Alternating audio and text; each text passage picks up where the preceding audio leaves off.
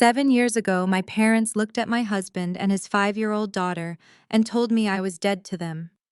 My mother actually pointed at his little girl and called her cheap extra baggage because the man I loved could not afford a Cartier engagement ring. For 7 long years, we did not exist to them. They blocked my number, ignored my emails, and erased me from their high society Atlanta world. Then last week, my husband took his financial technology company public. The opening bell rang, and his net worth hit $187 million. Suddenly, the family that threw me away showed up at my front door. My mother barged into my new custom mansion with my sister and her arrogant husband, slamming a 12-page list of demands on my kitchen counter. They demanded $5 million and 15% equity just to keep the family reputation intact. My husband picked up their extortion letter, read it top to bottom, and smiled. "Perfect," he said. "Now my lawyer has proof." I watched my mother actually stop breathing. "Let me tell you exactly how I destroyed the people who thought money was the only thing that mattered." It was a Tuesday morning, and the Georgia sun was just starting to warm the marble floors of my new foyer in Buckhead. I was 32 years old, and for the first time in my life, I felt completely at peace. I was standing in my kitchen pouring a cup of coffee and looking out through the floor-to-ceiling windows at the infinity pool. My husband David was upstairs getting dressed for a board meeting. Our 10-year-old daughter Lily was at her private school. Everything was quiet. Everything was safe. Then the intercom system on the wall chimed with a sharp, aggressive tone.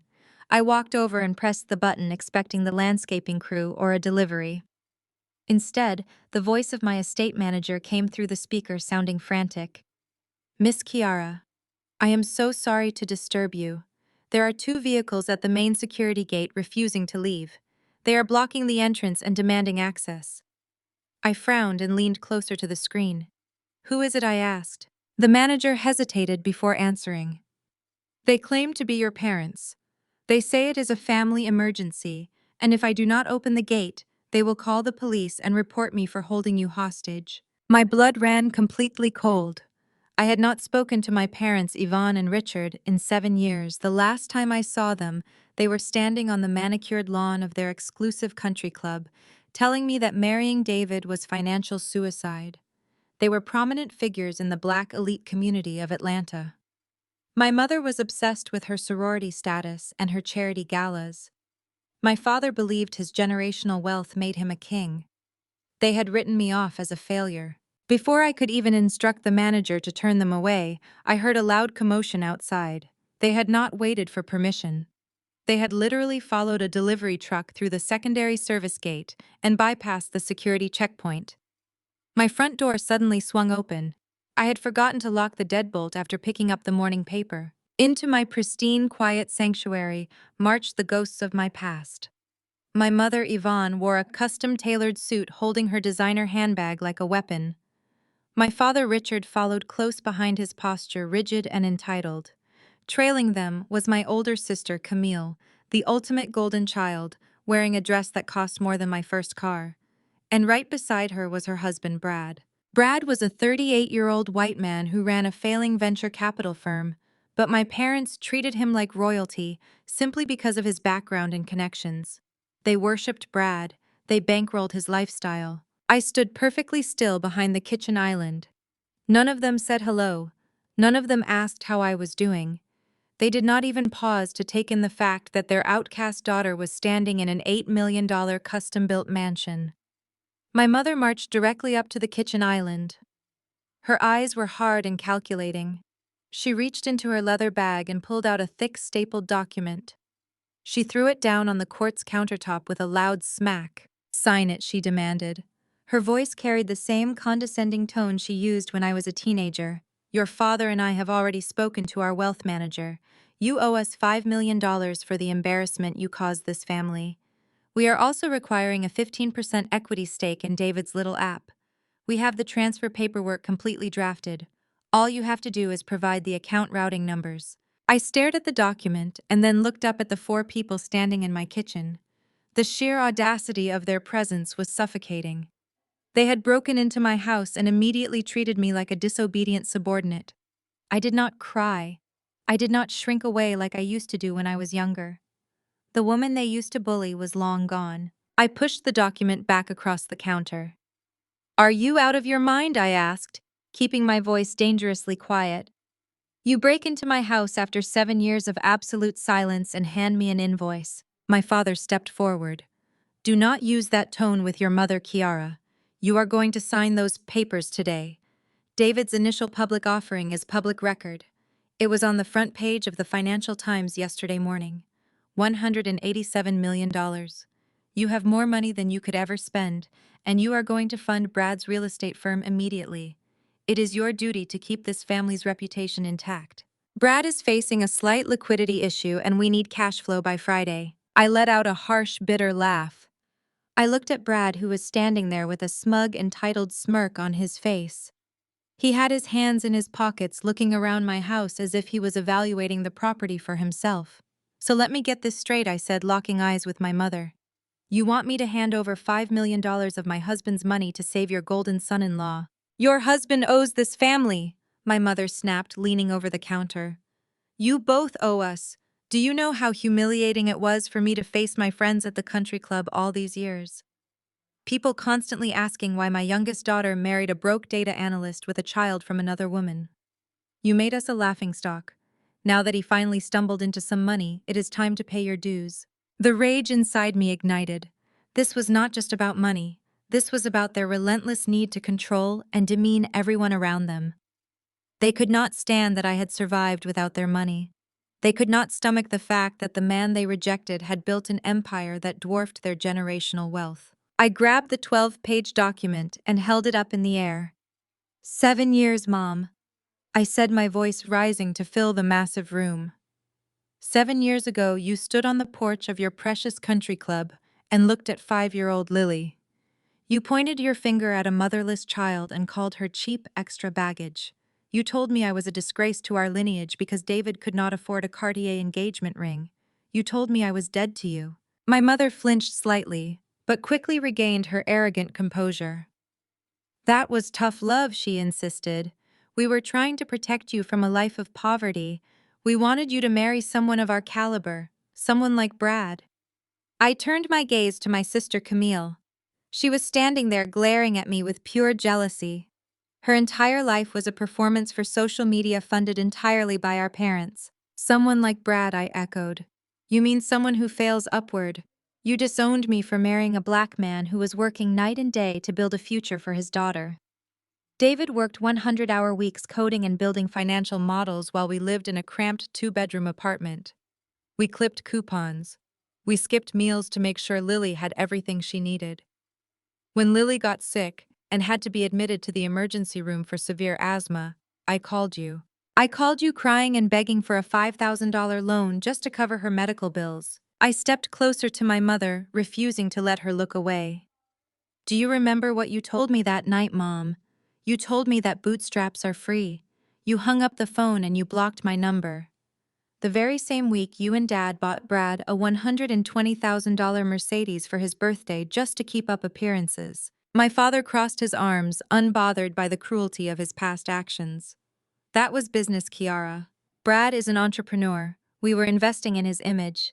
David was just a glorified calculator. He got lucky with this application of his. But we are family, and family shares the wealth. Black families stick together to build empires. You are not going to hoard this money while your sister's husband faces a temporary market setback." I threw the document back onto the counter. "I am not giving you a single dime. You are not my family. You are just people who happen to share my DNA. Now get out of my house before I call the police and have you all arrested for trespassing." Camille finally stepped forward, her voice dripping with venom. "You are not going to call the police, Kiara. You are going to sign the transfer. If you do not wire the $5 million to Brad's holding company today, Dad is going to disinherit you completely. He will cut you out of the family trust forever. You will get nothing when they are gone." I stared at my sister, completely dumbfounded by her stupidity. I looked around my massive kitchen, at the imported Italian marble, at the custom lighting, at the absolute luxury that David and I owned outright. "Disinherit me from what exactly?" I asked, laughing again. "Camille, I am standing in a house that costs more than your entire net worth. My husband just took a company public for 9 figures. I do not care about Dad's trust fund. I do not want your money. I never wanted it. Brad finally spoke up, his tone dripping with white privilege and condescension. He stepped up to the island, resting his hands on the counter as if he had authority over me. Listen, Kiara, you need to calm down and look at the bigger picture. You and David are new to this kind of wealth. You do not understand how these things work. This is about protecting assets. David's little tech company only succeeded because of the advice I gave him years ago. I am the one who told him how to navigate the venture capital world. Honestly, I should be asking for 30% equity for my consulting work. But we are willing to settle for 15% and the cash to keep everything amicable. The sheer delusion of his statement left me breathless. Brad had never given David any advice. The only thing Brad ever did was mock David's ideas at family dinners, calling them unrealistic. Now he was standing in my home trying to rewrite history to claim credit for a black man's hard work. Before I could tear into Brad and rip his fake narrative apart, I heard the slow, deliberate sound of footsteps descending the grand staircase behind me. I did not need to turn around to know who it was. The heavy, steady rhythm of the steps belonged to the man who had spent the last decade building an empire from nothing. The man who had held me while I cried over my family's rejection. The man who was now the chief executive officer of one of the fastest-growing financial technology firms in the country. David walked down the remaining stairs of our foyer, his Italian leather shoes making no sound against the polished marble floor. He moved with a quiet, lethal confidence that immediately shifted the energy in the massive room. He did not look surprised by the hostile home invasion. He took a slow sip of his black coffee and placed his free hand on the small of my back. It was a silent, solid promise that I was not alone in this fight. He looked across the kitchen island at the 4 people who had spent the last 7 years treating us like a disease they had successfully cured. Please continue. David said, his voice low and incredibly smooth. Do not let me interrupt. I am actually very interested to hear more. He took another deliberate sip of his coffee, his dark eyes locking onto my brother-in-law. Tell me, Brad, how exactly did you plan to quantify this so-called consulting fee? I would love to see the math behind 15% of $187 million. Brad adjusted the cuffs of his expensive tailored blazer, looking slightly thrown off by David acting so calm. Brad was a white man who had walked through his entire life expecting every door to open simply because he bothered to knock. He was used to my parents bowing down to him and treating his every word like gospel. He was used to being the smartest person in the room because my mother and father actively silenced anyone who dared to contradict him. Brad puffed out his chest and took a step closer to the kitchen island, trying to use his physical presence to intimidate a man who had built a 9-figure empire from absolute scratch. Listen to me, David, Brad said, using that arrogant, patronizing tone he always reserved for us. You and Kiara are new to this kind of wealth. You do not understand how these high-level corporate mechanics work in the real world. This is about protecting assets and acknowledging your origins.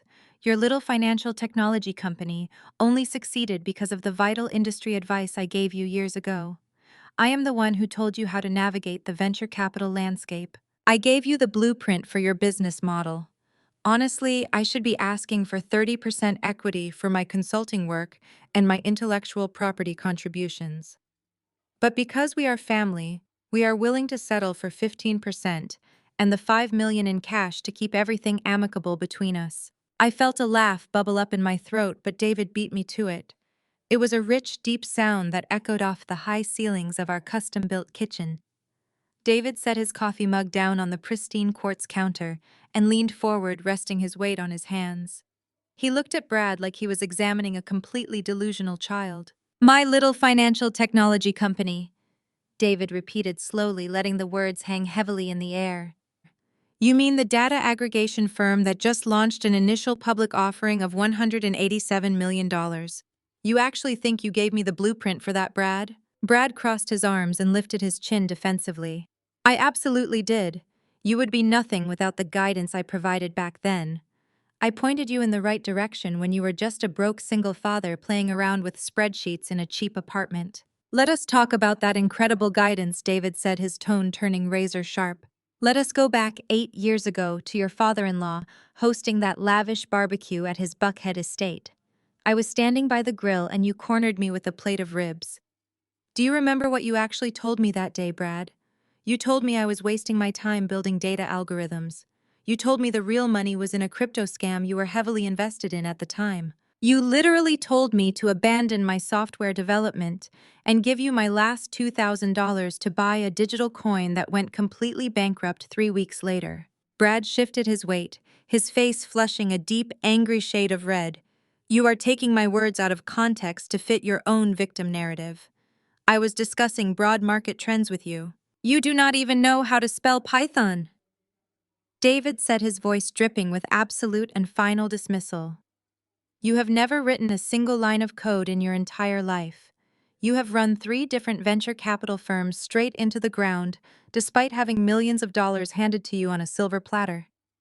You consistently fail upward because people like Richard write you massive checks to cover your glaring incompetence. Do not ever stand in my house and claim credit for the 100-hour weeks I worked while you were busy taking selfies on leased yachts. I watched my mother Yvonne bristle with furious indignation. She could not stand seeing her perfect white son-in-law being humiliated by the black man she had so viciously rejected and deemed unworthy of her family line. To Yvonne, Brad was the ultimate status symbol.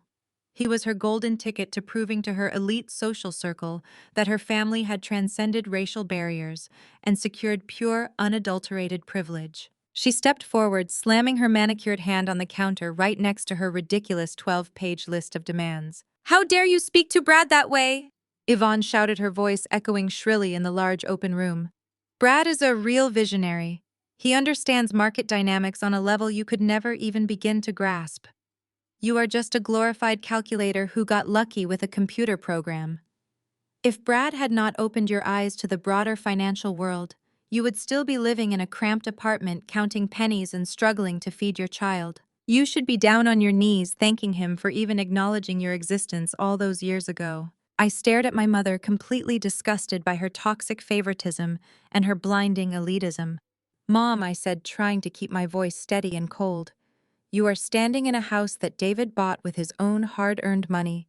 You are looking at a man who just built a massive company from nothing, and you are still trying to convince yourself that Brad is somehow superior to him.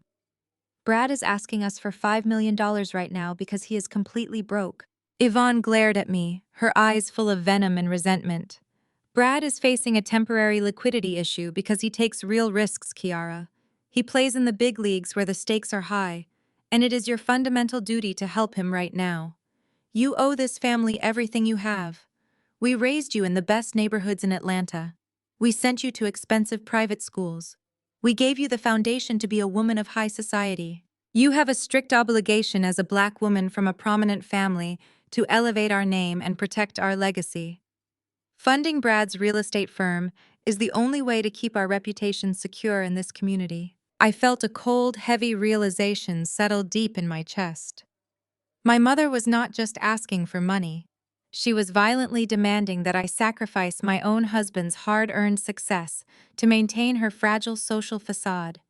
She wanted me to bleed my own family dry, just so she could continue bragging to her sorority sisters and her wealthy country club friends about her successful son-in-law. She wanted to use David's black excellence to fund Brad's white mediocrity, and she expected me to do it with a smile on my face. My father, Richard, finally spoke up, his voice booming with the arrogant authority he had used to control us our entire lives. "Your mother is exactly right, Kiara. We are not asking you for a favor today. We are telling you how this situation is going to work. You are going to sign the wire transfer authorization before you do anything else today. You will transfer $5 million to Brad's holding account by 3 o'clock this afternoon. If you refuse to do this, we will make sure everyone in our professional network knows that David stole his entire business model from Brad. We have very close friends on the boards of major banks. We have direct connections with the most influential media outlets in the city. We will tie David up in so many intellectual property lawsuits that his new stock price will plummet to nothing before the end of the financial quarter." I looked at my father, seeing the absolute unhinged ruthlessness in his eyes. He was threatening to completely destroy the company my husband had spent a decade building just to force us into financial submission. He was more than willing to ruin his own daughter's future to protect his fragile ego and bail out his favorite son-in-law. My older sister Camille stepped forward, her face twisted into a smug, triumphant smirk. She was dressed in a ridiculously expensive designer outfit, clutching a handbag that cost more than some people made in an entire year. She looked at me like I was a bug she was preparing to crush under her designer heel. For years, Camille had been the golden child who could do no wrong simply because she married the man my parents approved of and lived a life of shallow consumerism. You really think you have a choice here, Kiara? Camille asked, her voice dripping with pure condescension. You think because you live in a big house now you can just ignore the people who made you who you are. You have always been so stubborn and so rebellious. You always wanted to do things the hard way just to prove a point. But this is the real world, and in the real world, Dad holds all the cards. You cannot win against us. I tilted my head, studying my sister's arrogant and clueless expression. What cards could he possibly hold, Camille? Camille crossed her arms and smiled, a wide, wicked smile showing perfectly white veneers. If you do not wire the $5 million to Brad's holding company today, Dad is going to disinherit you completely. He has already drafted the preliminary paperwork with his lawyers. You will be cut out of the family trust forever. You will not get a single dime of his estate when he passes away.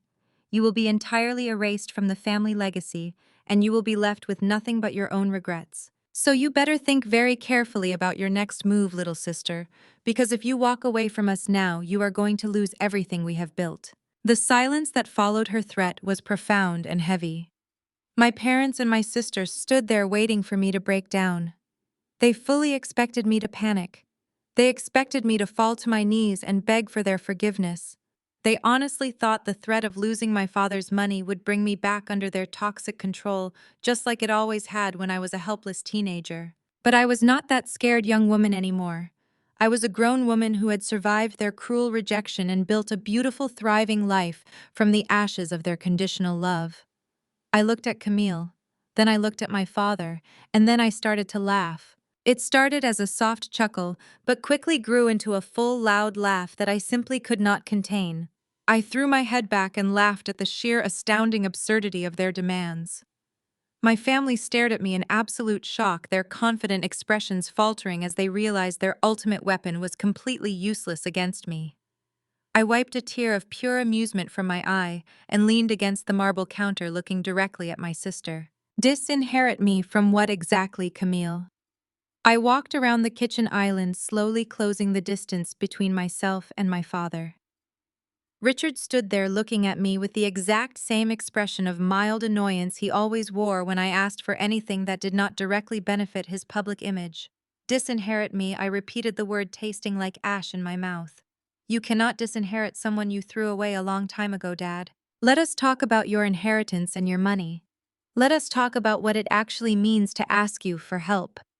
I looked at Brad, who was still trying to look tough, and then back to my father. 7 years ago, Lily caught a terrible respiratory virus. She was only 5 years old. David was working a double shift at his entry-level data entry job just to keep our lights on. I had to rush Lily to the emergency room in the middle of the night because her lips were turning blue and she could barely draw a breath. We did not have premium health insurance back then. The hospital stabilized her, but the out-of-pocket cost for her emergency breathing treatments and her ongoing steroid prescriptions was $5,000. I remember standing in the sterile hospital hallway, under those buzzing fluorescent lights, holding a sleeping sick child in my arms and looking at my bank account balance. I had exactly $42 to my name, so I swallowed my pride. I swallowed every ounce of dignity I had left, and I called you Dad. My father did not even blink. He looked at me with cold, dead eyes as I recounted the most terrifying night of my life. I called you and I begged you for a $5,000 loan. I said, my voice trembling with old rage but ringing clearly through the kitchen. I promised I would pay you back with interest. I promised I would clean your house, wash your cars, do whatever it took. I was crying so hard I could barely speak. And do you remember what you said to me, Richard? Do you remember the exact words you used when your own daughter was begging for money to keep her little girl breathing? My father adjusted his expensive tie and lifted his chin. I gave you a valuable lesson in self-reliance, Kiara. I told you that in the real world, bootstraps are free. You chose to marry a man who could not provide for his family. It was not my responsibility to fund his failures. I stared at him, letting his disgusting justification hang in the air. A valuable lesson, I echoed softly. Yes, it was very valuable. Because 2 days later I had to go to your house to pick up a box of my old winter coats to sell at a consignment shop. And when I walked up your pristine driveway, I saw a brand new $120,000 Mercedes-Benz sitting out front with a massive red ribbon on the hood. I turned and pointed a shaking finger directly at Brad. You bought that car for him. You bought a luxury sports car for a grown white man who had just bankrupted his second startup company. When I asked Mom why you were buying him a car while my child was struggling to breathe, Mom told me that Brad needed to maintain an image of success to attract new investors. She said it was a necessary business expense for the family brand. You let a little black girl suffer in a hospital ward so you could buy a toy for a mediocre man who has never worked an honest day in his life. Yvonne stepped forward, her face twisting into an ugly scowl. How dare you bring race into this, Kiara? We do not see color in this family. We see potential. Brad has a pedigree. Brad comes from a lineage of wealth, and we were simply helping him bridge a temporary gap. You chose to burden yourself with another woman's child. That was your choice, and we were not going to reward your poor decision-making. I looked at my mother, feeling a profound sense of relief that I had cut these people out of my life. You do not see color, Mom, but you certainly see class. You see status. You see everything except what actually matters. And now you expect me to care about your precious family trust. Keep your money. We never needed it, and we certainly do not need it now. Camille let out a loud, dramatic sigh and rolled her eyes. She reached into her designer handbag and pulled out her smartphone. She tapped the screen with her perfectly manicured nails and smiled a wicked, calculating smile. Okay, Kiara, Camille said, her voice dripping with artificial sweetness. If you do not care about the money, then maybe you will care about your husband's shiny new reputation. You think you have won because David's company went public. But you forget how the real world works. Public companies rely on public perception. Stock prices are built on trust and stability. Camille held her phone up and began to pace back and forth across my kitchen floor like she was delivering a closing argument in a courtroom. She looked at David, who was still leaning against the counter sipping his coffee with an expression of mild amusement. I have a very good friend who works as a senior editor at one of the most prominent black media outlets in Atlanta, Camille said. I also happen to be very close with the social chairs of our high society church board. Deacon Washington and Pastor Thomas both listen to everything Mom and Dad say. They respect our family name. So last night, knowing you might try to be stubborn, I went ahead and drafted a little press release. Camille cleared her throat and began to read aloud from her screen. Local tech billionaire David built his new financial empire on a foundation of stolen ideas and family betrayal. Sources close to the family reveal that the core algorithm for his application was actually developed by his father-in-law Richard and his brother-in-law Brad during a joint business venture years ago. I stared at my sister, feeling a wave of absolute disgust wash over me. You are completely out of your mind, Camille. No one is going to believe a word of that garbage. Oh, they will believe it, Camille laughed maliciously. Because there is more. She looked back at her phone and continued reading. Furthermore, it has come to light that David and his wife Kiara are currently engaging in severe financial abuse against her elderly prominent parents. While David celebrates a $187 million initial public offering, he has systematically isolated his in-laws and refused to compensate them for their initial investments, leaving them to face undue financial hardship. Camille locked her phone and slipped it back into her purse. She looked at David with a triumphant smirk. The media loves a story about a greedy new billionaire turning his back on the black community that raised him. They love a scandal about stolen intellectual property. If I hit send on this press release, the blogs will pick it up within an hour. The local news stations will have a field day. Your shareholders will panic. Your board of directors will demand an investigation. By the time the stock market bell rings tomorrow morning, your company's valuation will absolutely tank. I felt my heart rate accelerate. Camille was threatening to destroy everything David had worked for. She was threatening to use the incredibly powerful network of Atlanta's black elite to smear his name and paint him as a thief and an abuser. In our community, reputation was everything. If my parents went to their country club friends and their church congregation with these lies, it could genuinely cause a massive public relations nightmare for David's newly public company. My mother, Yvonne, sensed my sudden hesitation and seized the opportunity. She walked over to the kitchen island and stood right next to David. She reached into her blazer pocket, pulled out an expensive gold pen, and slammed it down onto the marble counter right beside her 12-page list of demands. "You see, David," Yvonne said, her voice dripping with venomous authority. "You might have a lot of money on paper today, but we have the power to burn this entire house down around you. You took our daughter away from us. You dragged her down into the mud for years and you humiliated this family. You owe us for taking her. You owe us for the damage you did to our social standing." Yvonne tapped her manicured fingernail against the thick legal document on the counter. "Sign the equity transfer, David. Sign over the 15% and authorize the $5 million wire transfer to Brad's holding account right now. If you do not do exactly as we say, we will destroy your stock price before you even wake up tomorrow morning. We will ruin your name. We will make sure you are investigated by the Securities and Exchange Commission. We will make your life a living hell." The kitchen went completely silent. The only sound was the low hum of the massive refrigerator in the background. My parents, Camille and Brad, all stood there staring at David, waiting for him to break. They expected him to panic. They expected him to realize that he was outmatched by their high society connections and their willingness to play dirty. They thought they had backed a self-made black man into a corner and forced him to surrender his life's work to feed their insatiable greed. I looked at my husband. I knew the man I married better than anyone else in the world. I knew the quiet, calculating genius that operated behind his calm exterior. David did not build a $187 million company by being easily intimidated. He built it by seeing 10 steps ahead of everyone else in the room. David slowly set his coffee mug down on the counter. He did not look angry. He did not look scared. He looked like a predator observing a group of very loud, very foolish prey walking directly into a trap. He reached out and picked up the 12-page list of demands. The paper rustled softly in the quiet room. David took his time. He turned the first page, reading the legal jargon my parents' wealth manager had drafted. He turned the second page. He read through the clauses demanding a $5 million cash transfer and a 15% equity stake in his holding company. He read through the sections detailing how the money was to be routed to Brad's failing real estate firm. My parents watched him, their chests puffed out with arrogant pride. They honestly believed he was reading the terms of his own surrender. David flipped to the very last page of the document. He studied the bottom of the paper carefully.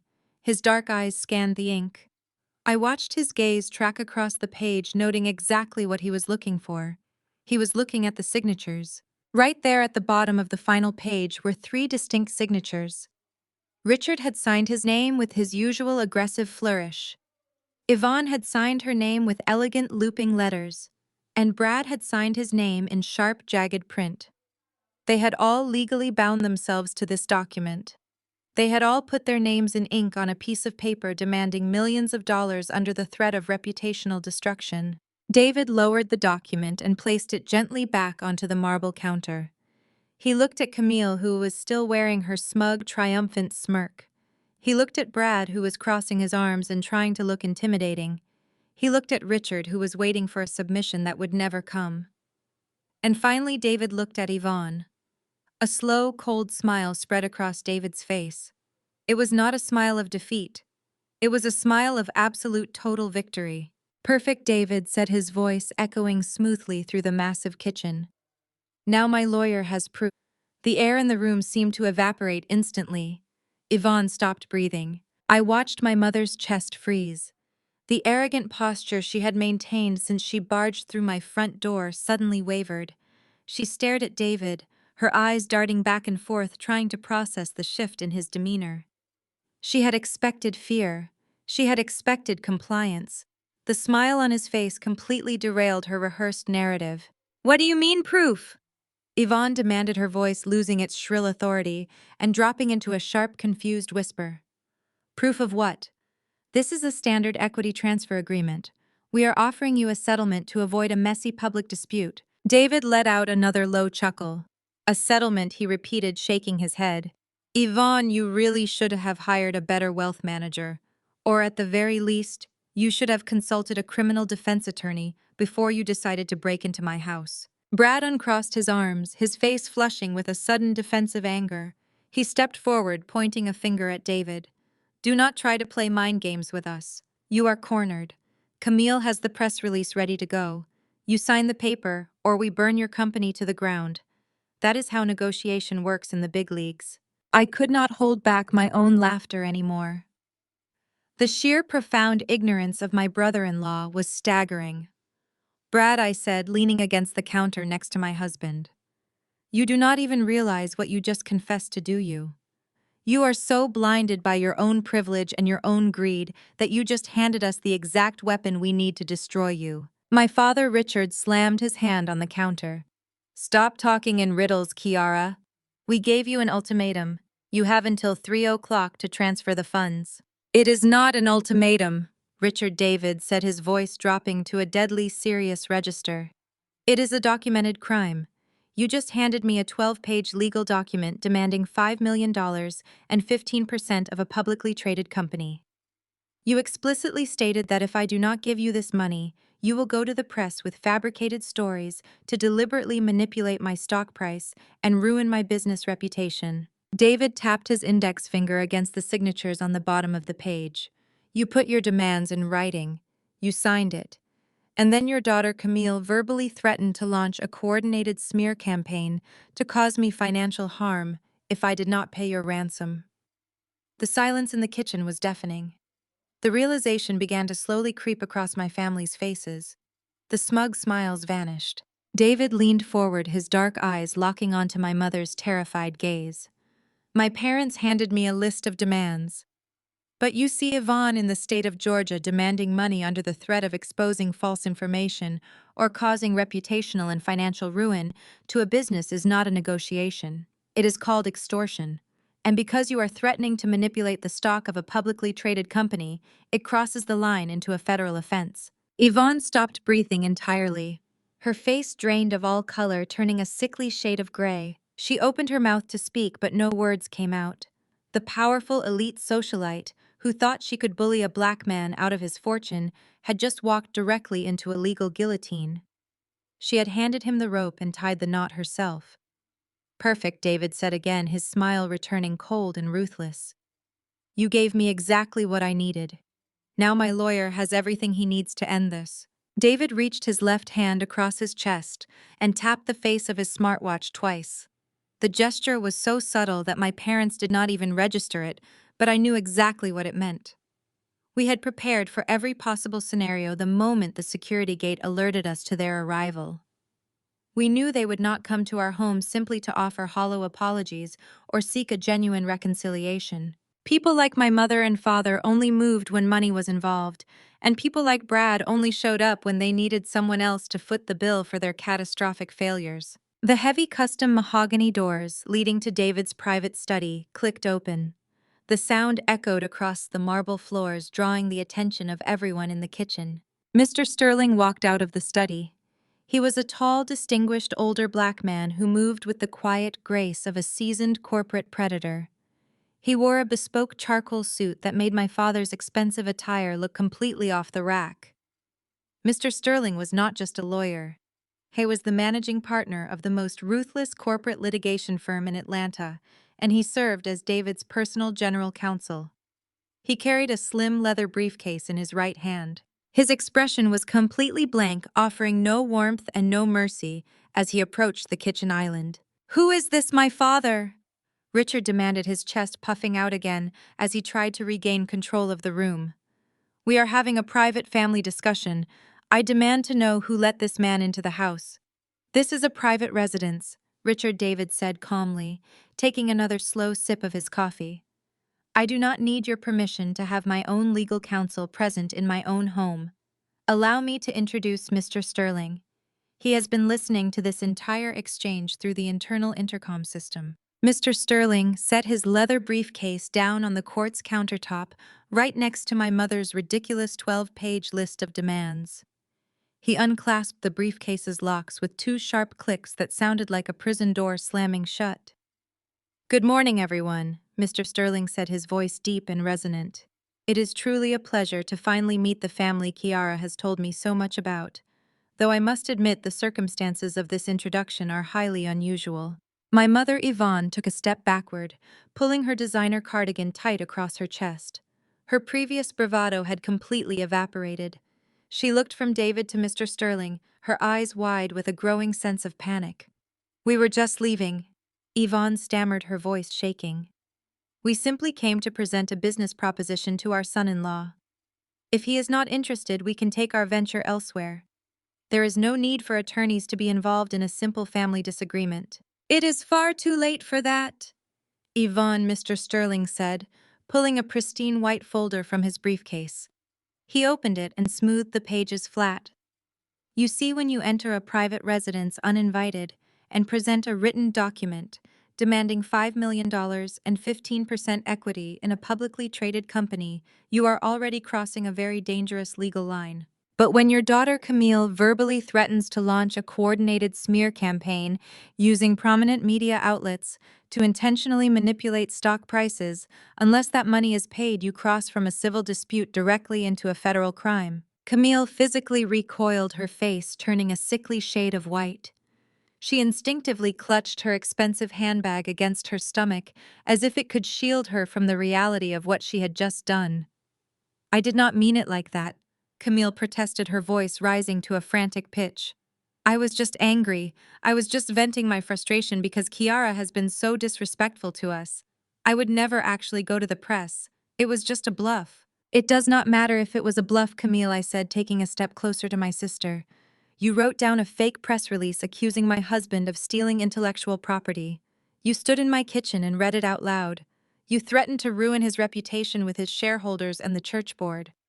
You tried to weaponize our community against a black man who built his wealth honestly just to fund your white husband's failing business." Mr. Sterling nodded in agreement. "Kiara is entirely correct. Under Georgia state law, extortion is defined as obtaining property or money by threatening to inflict harm on another person's reputation or business. The document your parents signed establishes the financial demand. Your verbal threats establish the coercion.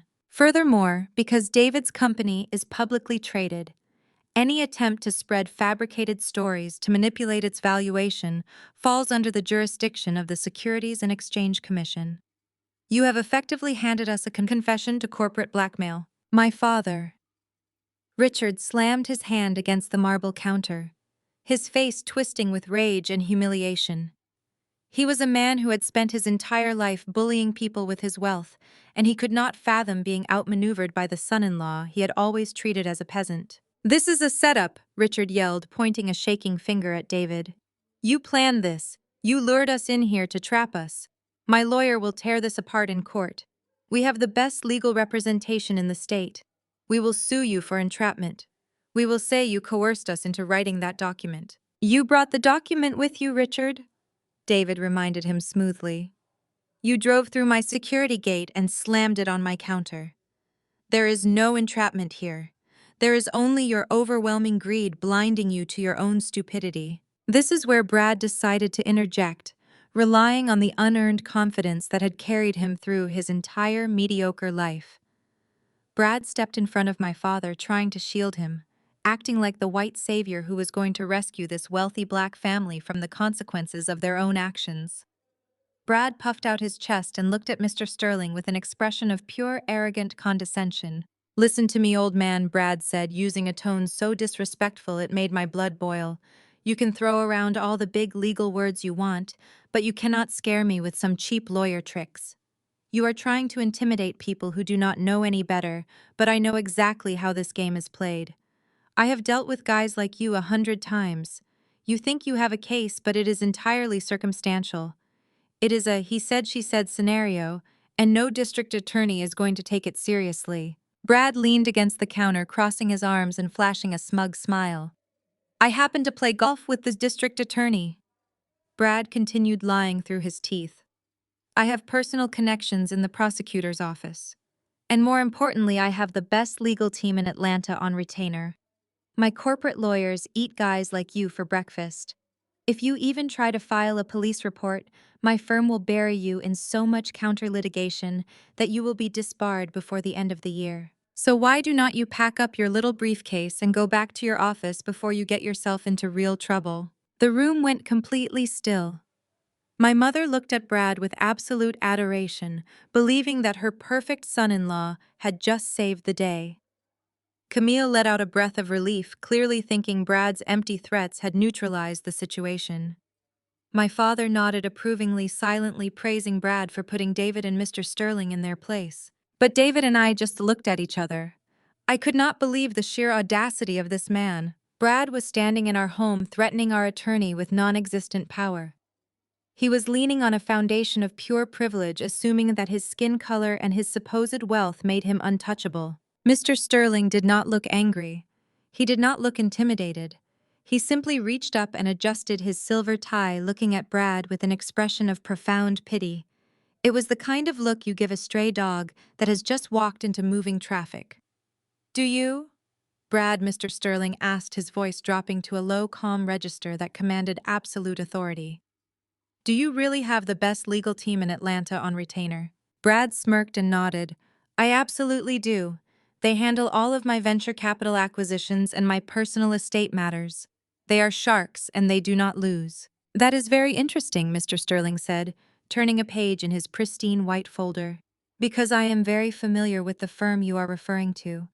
They are indeed a highly respected group of corporate litigators. In fact, I had a lovely dinner with their managing partner just last night. We were discussing a variety of market trends, and the conversation happened to drift toward delinquent accounts." Brad's smug smile faltered for a fraction of a second.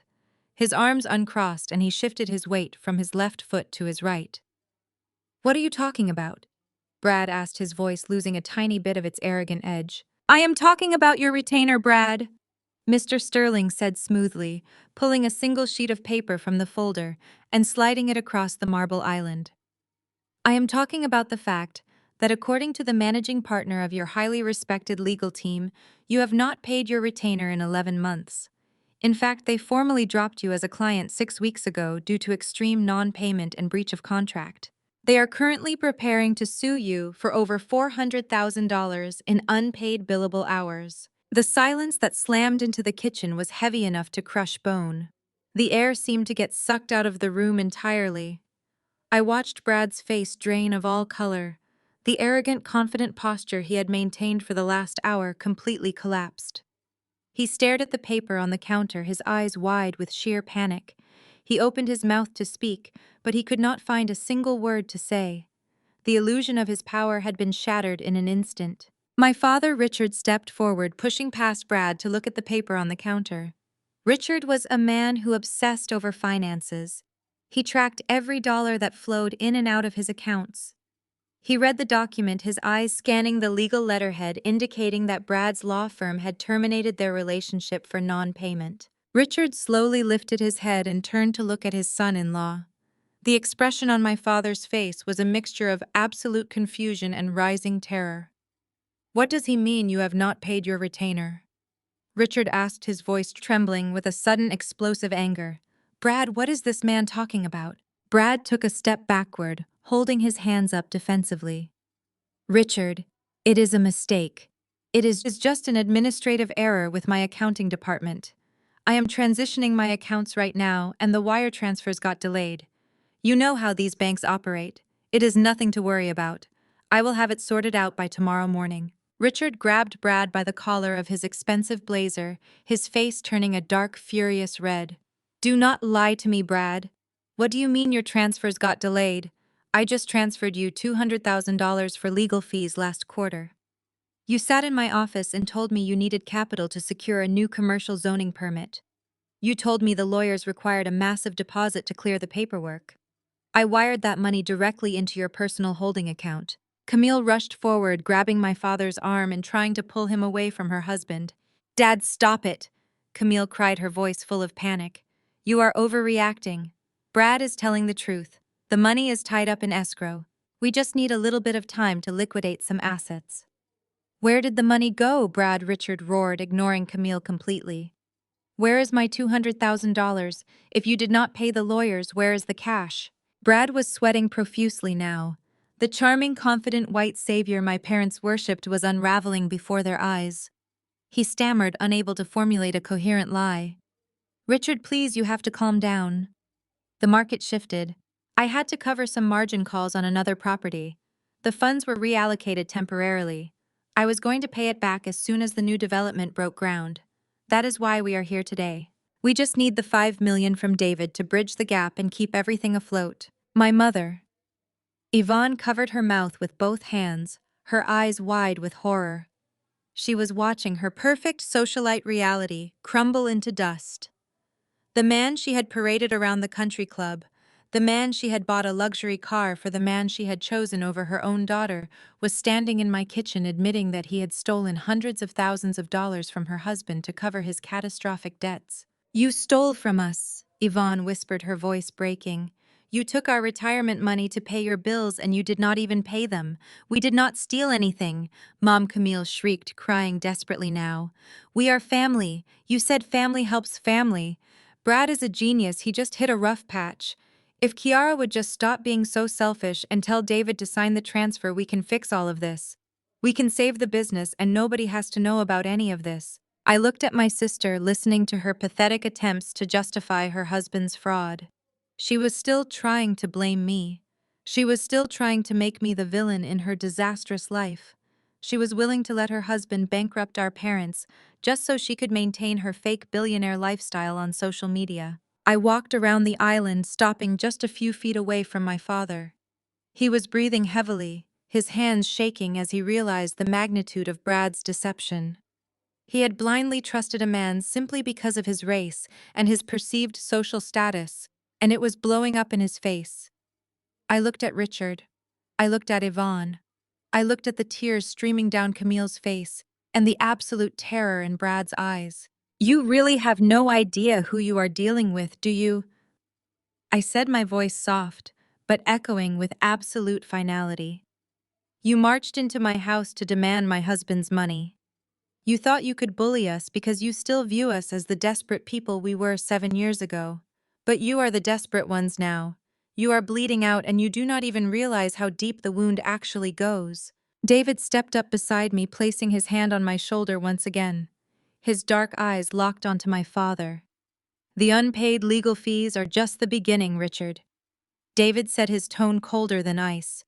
The $200,000 Brad took from you is essentially pocket change compared to the real problem you are facing today. Because Brad did not just lie about his lawyers, he lied about everything. And I am about to show you exactly how much your golden boy has cost you. Mr. Sterling reached into his briefcase again, preparing to pull out the next document. The trap was fully sprung, and there was absolutely no way out for any of them. Mr. Sterling closed his pristine white folder and took a deliberate step back, allowing the crushing weight of his words to fully settle over the room. The absolute silence in my kitchen was suffocating. My father Richard stood frozen, staring at the marble countertop as if the stone itself had betrayed him. The arrogant, confident posture he had carried into my home had completely evaporated, leaving behind a pathetic, trembling shell of a man who suddenly realized he was no longer the smartest person in the room. Brad was visibly sweating now. The charming white savior persona my parents worshipped was unraveling before their eyes. Brad kept looking toward the front door, as if he was calculating the exact distance it would take to run away from his own catastrophic failures. He pulled at the collar of his expensive blazer, looking like a trapped animal. David picked up his coffee mug and took another slow, deliberate sip. The sound of the ceramic back onto the marble island echoed like a gunshot in the silent kitchen. You all came into my home today, making massive, arrogant assumptions, David said, his voice steady and calm. You assumed you could bully us because you still view me as the broke single father you met 7 years ago. You assumed my company was just some lucky application that crunched numbers. You called me a glorified calculator, Yvonne. You thought I built a simple budgeting app that managed to fool a few naive venture capitalists. Let me educate you on what my company actually does and how I managed to take it public for $187 million. I watched my husband command the room with a quiet, terrifying power. David explained that his financial technology firm did not just aggregate standard market data. He had spent the last decade building a highly advanced proprietary algorithm designed to analyze, track, and acquire distressed commercial debt. He explained how major banks and lending institutions offloaded their high-risk loans when prominent clients defaulted on their payments. His software identified the most lucrative debt portfolios and bought them for pennies on the dollar, giving his firm absolute legal control over the assets tied to those loans. He was not just a software developer creating spreadsheets. He was a corporate debt acquirer. He owned the financial liabilities of some of the most reckless corporate players in the country. He had built an empire by purchasing the broken promises of wealthy men who thought they were untouchable. David turned his dark eyes back to my brother-in-law. Brad swallowed hard, his throat bobbing nervously as he tried to maintain eye contact. Which brings us to your brilliant venture capital firm, Brad. David continued. You have spent the last 5 years parading around Atlanta, acting like you are the next big visionary in commercial real estate. You post pictures on social media standing in front of private jets you rented by the hour. You drive luxury cars you leased under fake shell companies. You sit at country club dinners and let my wife's parents worship the ground you walk on simply because you know how to dress the part and speak the corporate language. You use your privilege to blind people to your incompetence. But my software does not care about your designer suits, Brad. My software only cares about raw, verified data. And your data is absolutely pathetic. I watched Camille physically shrink as David dismantled her perfect fake life piece by piece. David revealed that he had run Brad's company through his financial analysis algorithms out of pure curiosity a few months ago. He discovered that Brad had generated exactly $0 in actual profit over the last 5 years. Every single real estate acquisition Brad claimed as a massive victory was heavily leveraged and currently defaulting. Brad was running a sophisticated shell game, using new loans to pay off the exorbitant interest on old loans. He was skimming money off the top to fund Camille's lavish shopping sprees and his own exclusive country club membership fees. He was a walking financial disaster hiding behind a polished Instagram aesthetic. But the banks eventually stopped lending to you, did they not, Brad? David asked, tilting his head. They saw through your horrible business models, and they cut off your credit lines. You became a massive liability. That is when you had to get creative. That is when you realized you needed a private investor who was blindly obsessed with your social status and too desperate for white validation to actually check your accounting books. My father Richard grabbed the edge of the kitchen counter. His knuckles turned stark white as the blood rushed out of his hands. He was putting the pieces together right in front of me, and the realization was destroying him. David explained that Brad had not just taken a $200,000 legal retainer from my father. Brad had been secretly draining Richard's private retirement accounts for the last 3 years. Every time Brad claimed he needed a temporary bridge loan for a new commercial property, he was actually taking Richard's money to pay off aggressive private lenders who were threatening to seize his assets. Brad had completely depleted the liquid cash Richard had spent 40 years building up in his private equity funds. The generational wealth my father bragged about constantly was gone. It had been fed into the bottomless pit of Brad's failures. Camille could not take it anymore. The illusion she had built her entire identity around was collapsing in front of her family. She burst into loud, dramatic tears, shaking her head violently. "Shut up," Camille screamed, pointing a manicured finger at David. "Shut up right now. You are lying. You are just jealous of Brad. You have always been jealous of his connections and his wealthy background. Dad, do not listen to him. He is making all of this up to turn you against us because he hates our family. I is just a bitter man trying to ruin my marriage." My mother, Yvonne, rushed over to Camille, wrapping her arms tightly around her golden child. Yvonne glared at David with a look of pure, unfiltered hatred. She absolutely refused to believe that the white man she had placed on a pedestal had systematically robbed her family blind. "How dare you," Yvonne shouted, clutching the pearl necklace resting against her collarbone. "You are nothing but a jealous, lying thug. You think because you wear a nice suit and have some money in the bank, You can stand here and slander a good man. Brad is a genius. The real estate market is just volatile right now. He is going to turn it all around and make an absolute fortune. You are just trying to destroy us because you know you will never truly belong in our elite social circle. You will always be beneath us. I stepped out from behind the kitchen island and walked directly up to my mother. The sheer level of her delusion was actually terrifying to witness. Mom, I said, keeping my voice deadly calm. You are standing here defending a man who just robbed your husband blind. You called David a thug while Brad has been sitting at your formal dinner table systematically emptying your bank accounts to pay for his fake life. You threw me and Lily out into the cold because David could not afford a luxury ring.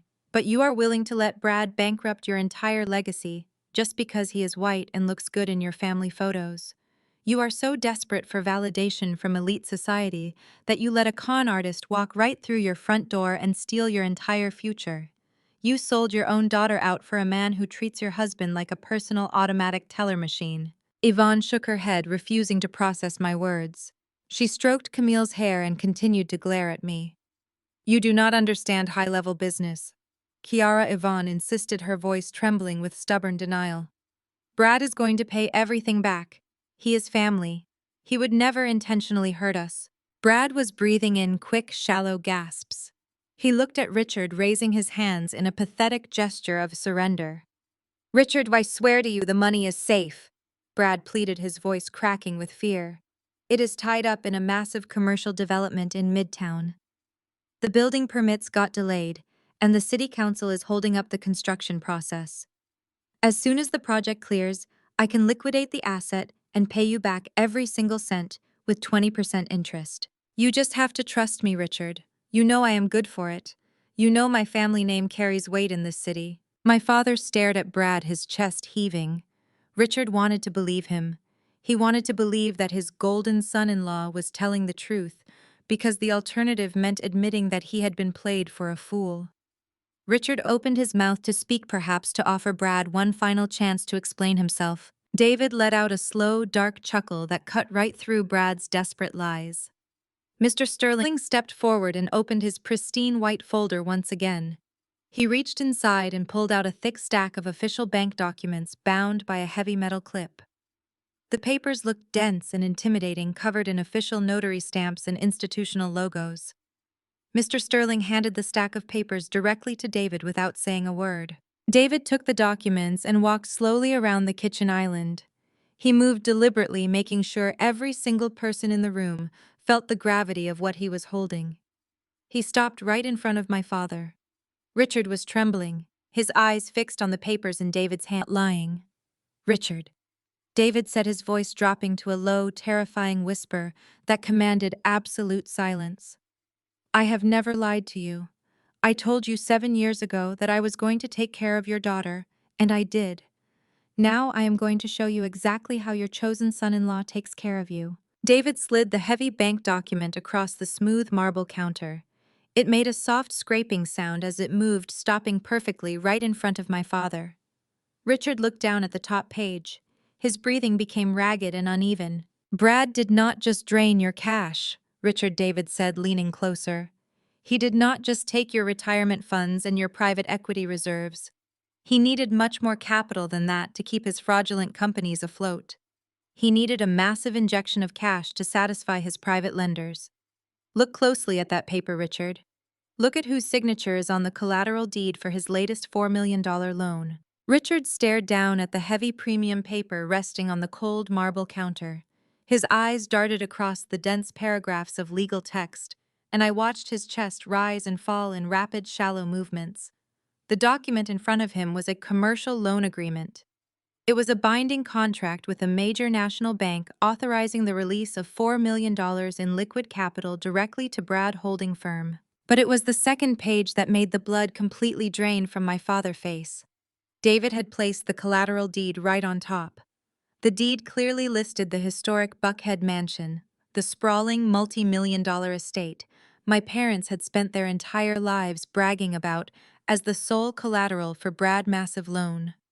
And right at the bottom of the page, sitting on the thick black line, was my father's signature. Richard slowly lifted his hands and picked up the paper. His fingers were trembling so violently that the edges of the document rattled in the quiet kitchen. He stared at the signature, and then he looked up at the man he had treated like a literal god for the past 10 years. Brad, what is this? Richard asked, his voice barely a whisper, stripping away all the arrogant authority he had walked in with. Tell me right now what I'm looking at. Brad swallowed hard. He took a step backward, bumping into the stainless steel refrigerator. The confident white savior who had barged into my house demanding a piece of my husband's empire was now sweating through his expensive designer shirt. Brad held up his hands in a pathetic defensive gesture, trying to use the same gaslighting tactics that had always worked on my parents in the past. He tried to rely on his privilege, assuming he could just talk his way out of committing massive federal fraud. Richard, you have to understand the context, Brad stammered, his voice pitching higher as panic set in. It was a temporary bridge loan. The commercial real estate market shifted unexpectedly last quarter. We talked about this at the country club during our golf game. We discussed leveraging existing equity to open up new lines of credit. I thought we had a verbal agreement to pool our family assets to secure the Midtown development project. You forged my name, Richard roared, the sudden explosion of sound, making my mother physically jump. You forged my signature and put my home up as collateral for a $4 million loan. It was not a forgery, Brad insisted, wiping a bead of sweat from his forehead. It was an authorized proxy signature. I had my legal team draft it based on our ongoing financial partnership. You gave me broad authorization to manage your investment portfolio. I was going to pay the loan back in full before the bank even issued the first quarterly statement. You know how business works, Richard. Sometimes you have to make aggressive moves to protect the family wealth.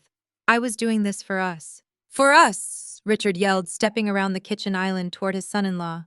You stole my retirement funds, and when that was not enough, you secretly mortgaged the house I bought with 40 years of my own blood and sweat. You risked everything I owned to cover your catastrophic failures. Camille rushed forward again, stepping between her husband and our furious father. Dad, please do not do this, Camille cried, tears streaming down her face, ruining her perfect makeup. Brad is a good businessman. He just made a miscalculation. You cannot turn on him now. We are a family. We have to figure out a way to pay the bank before they find out the project is defaulting. I leaned against the counter and watched the absolute destruction of the golden child and her perfect husband. I felt no pity for any of them. I felt a profound, deep-seated rage finally bubbling up to the surface. A miscalculation, I repeated, stepping forward so my voice carried over Camille, pathetic sobbing. Is that what we are calling felony forgery now, Camille? A miscalculation. I turned my attention to my father. He was gripping the edge of the marble counter, trying to keep himself from collapsing under the weight of Brad's ultimate betrayal. Look at him, Dad, I said, pointing directly at Brad, who was cowering behind his wife. Look at the man you chose over your own flesh and blood. You let him forge your name for millions of dollars because you were too blinded by his whiteness and his fake pedigree to ever ask to see his actual accounting books. You gave him absolute access to your entire life because you thought his presence elevated your social status. I took a slow breath, letting the memories of my own struggles wash over me. Do you remember when Lily was 6 years old and David got a new job across town? I asked my father. We needed to move out of our cramped apartment because the neighborhood was getting dangerous. There had been 2 break-ins on our street in 1 month. We found a safe, clean 2-bedroom apartment near a good school, but David lacked the required credit history because he had spent years paying off his late wife's medical debt. We had the rent money, we had the deposit, we just needed a cosigner. My father closed his eyes, unable to look at me. I came to your office and begged you to just co-sign the lease so your granddaughter could sleep in a safe room. I continued, my voice hard and unforgiving. I begged you to help us secure a basic roof over our heads. And you sat behind your massive mahogany desk, looked at David and called him a financial liability. You told me that signing a simple apartment lease for a hardworking black man would put your pristine credit score at unnecessary risk. You told us to figure it out ourselves and had your secretary escort us out of the building. I pointed at the forged collateral deed resting on the counter.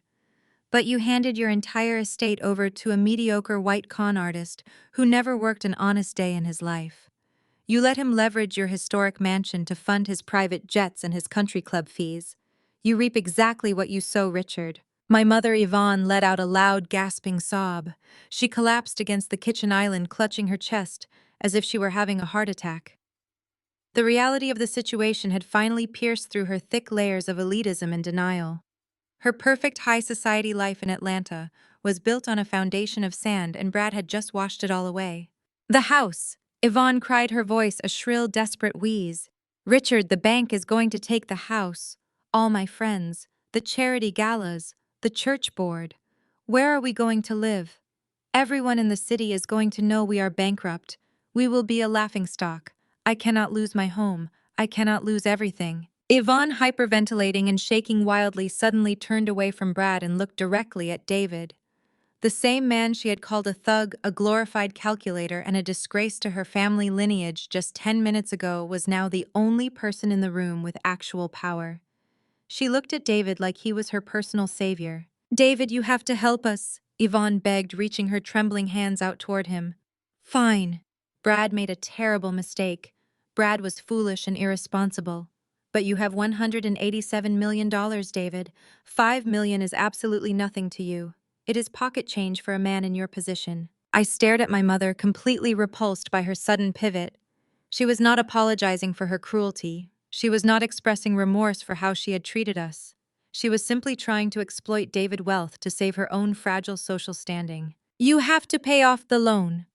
David, Yvonne pleaded, tears streaming down her carefully contoured face. If the bank forecloses, we lose our home. We lose our status. We lose everything we have worked for. You cannot let this happen to Kiara's parents. You owe it to your wife to protect her family. You have to save us. David did not move. He stood perfectly still, his dark eyes observing my mother with the cold, detached precision of a surgeon examining a terminal patient. He did not show a single ounce of pity. He did not show a shred of sympathy for the woman who had spent 7 years treating his daughter like an unwanted burden. Mr. Sterling stood silently beside David, his hands clasped in front of him, watching the dramatic unraveling of my parents' elite facade. The air in the kitchen was thick with my mother's desperation and my sister's relentless sobbing. David reached out and picked up the forged collateral deed from the counter. He folded it neatly and handed it back to Mr. Sterling, who placed it safely inside his leather briefcase. David looked at my mother dead in the eye. The bank is not foreclosing, Yvonne, David said, his voice perfectly calm and devoid of any emotion. Yvonne let out a massive sigh of relief.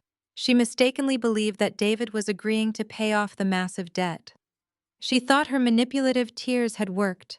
She thought she had successfully weaponized her role as my mother to force my husband into bailing out her fraudulent son-in-law. Oh, thank God, Yvonne gasped, pressing her hand over her heart.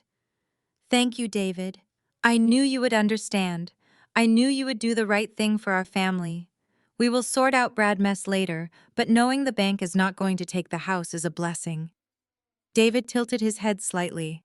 The cold, ruthless smile returned to his face. You misunderstood me, Yvonne, David said softly. I did not say your house was safe. I said the bank is not foreclosing. My father. Richard frowned, his brow furrowing in deep confusion. What does that mean? Richard asked, his voice tense and suspicious. If Brad defaulted on the commercial loan and the property was used as collateral, the bank has a legal obligation to foreclose on the estate. How could they not be foreclosing? I watched the final piece of the puzzle slide perfectly into place. I watched my husband prepare to deliver the ultimate fatal blow to the people who had tried to destroy us. Because Richard, David said, leaning over the marble island, so he was face to face with my father. The bank no longer owns the debt. The words hung in the air of my kitchen like a physical weight pressing down on my parents and my sister. Richard blinked several times, his mind struggling to process a concept that was completely foreign to his understanding of corporate finance. He had spent his entire career operating under the assumption that traditional banking institutions were the ultimate authority. What are you talking about? Richard asked, his voice barely rising above a hoarse whisper. A bank does not simply walk away from a $4 million collateralized loan. They hold the deed to my house. They hold the mortgage. They held the mortgage.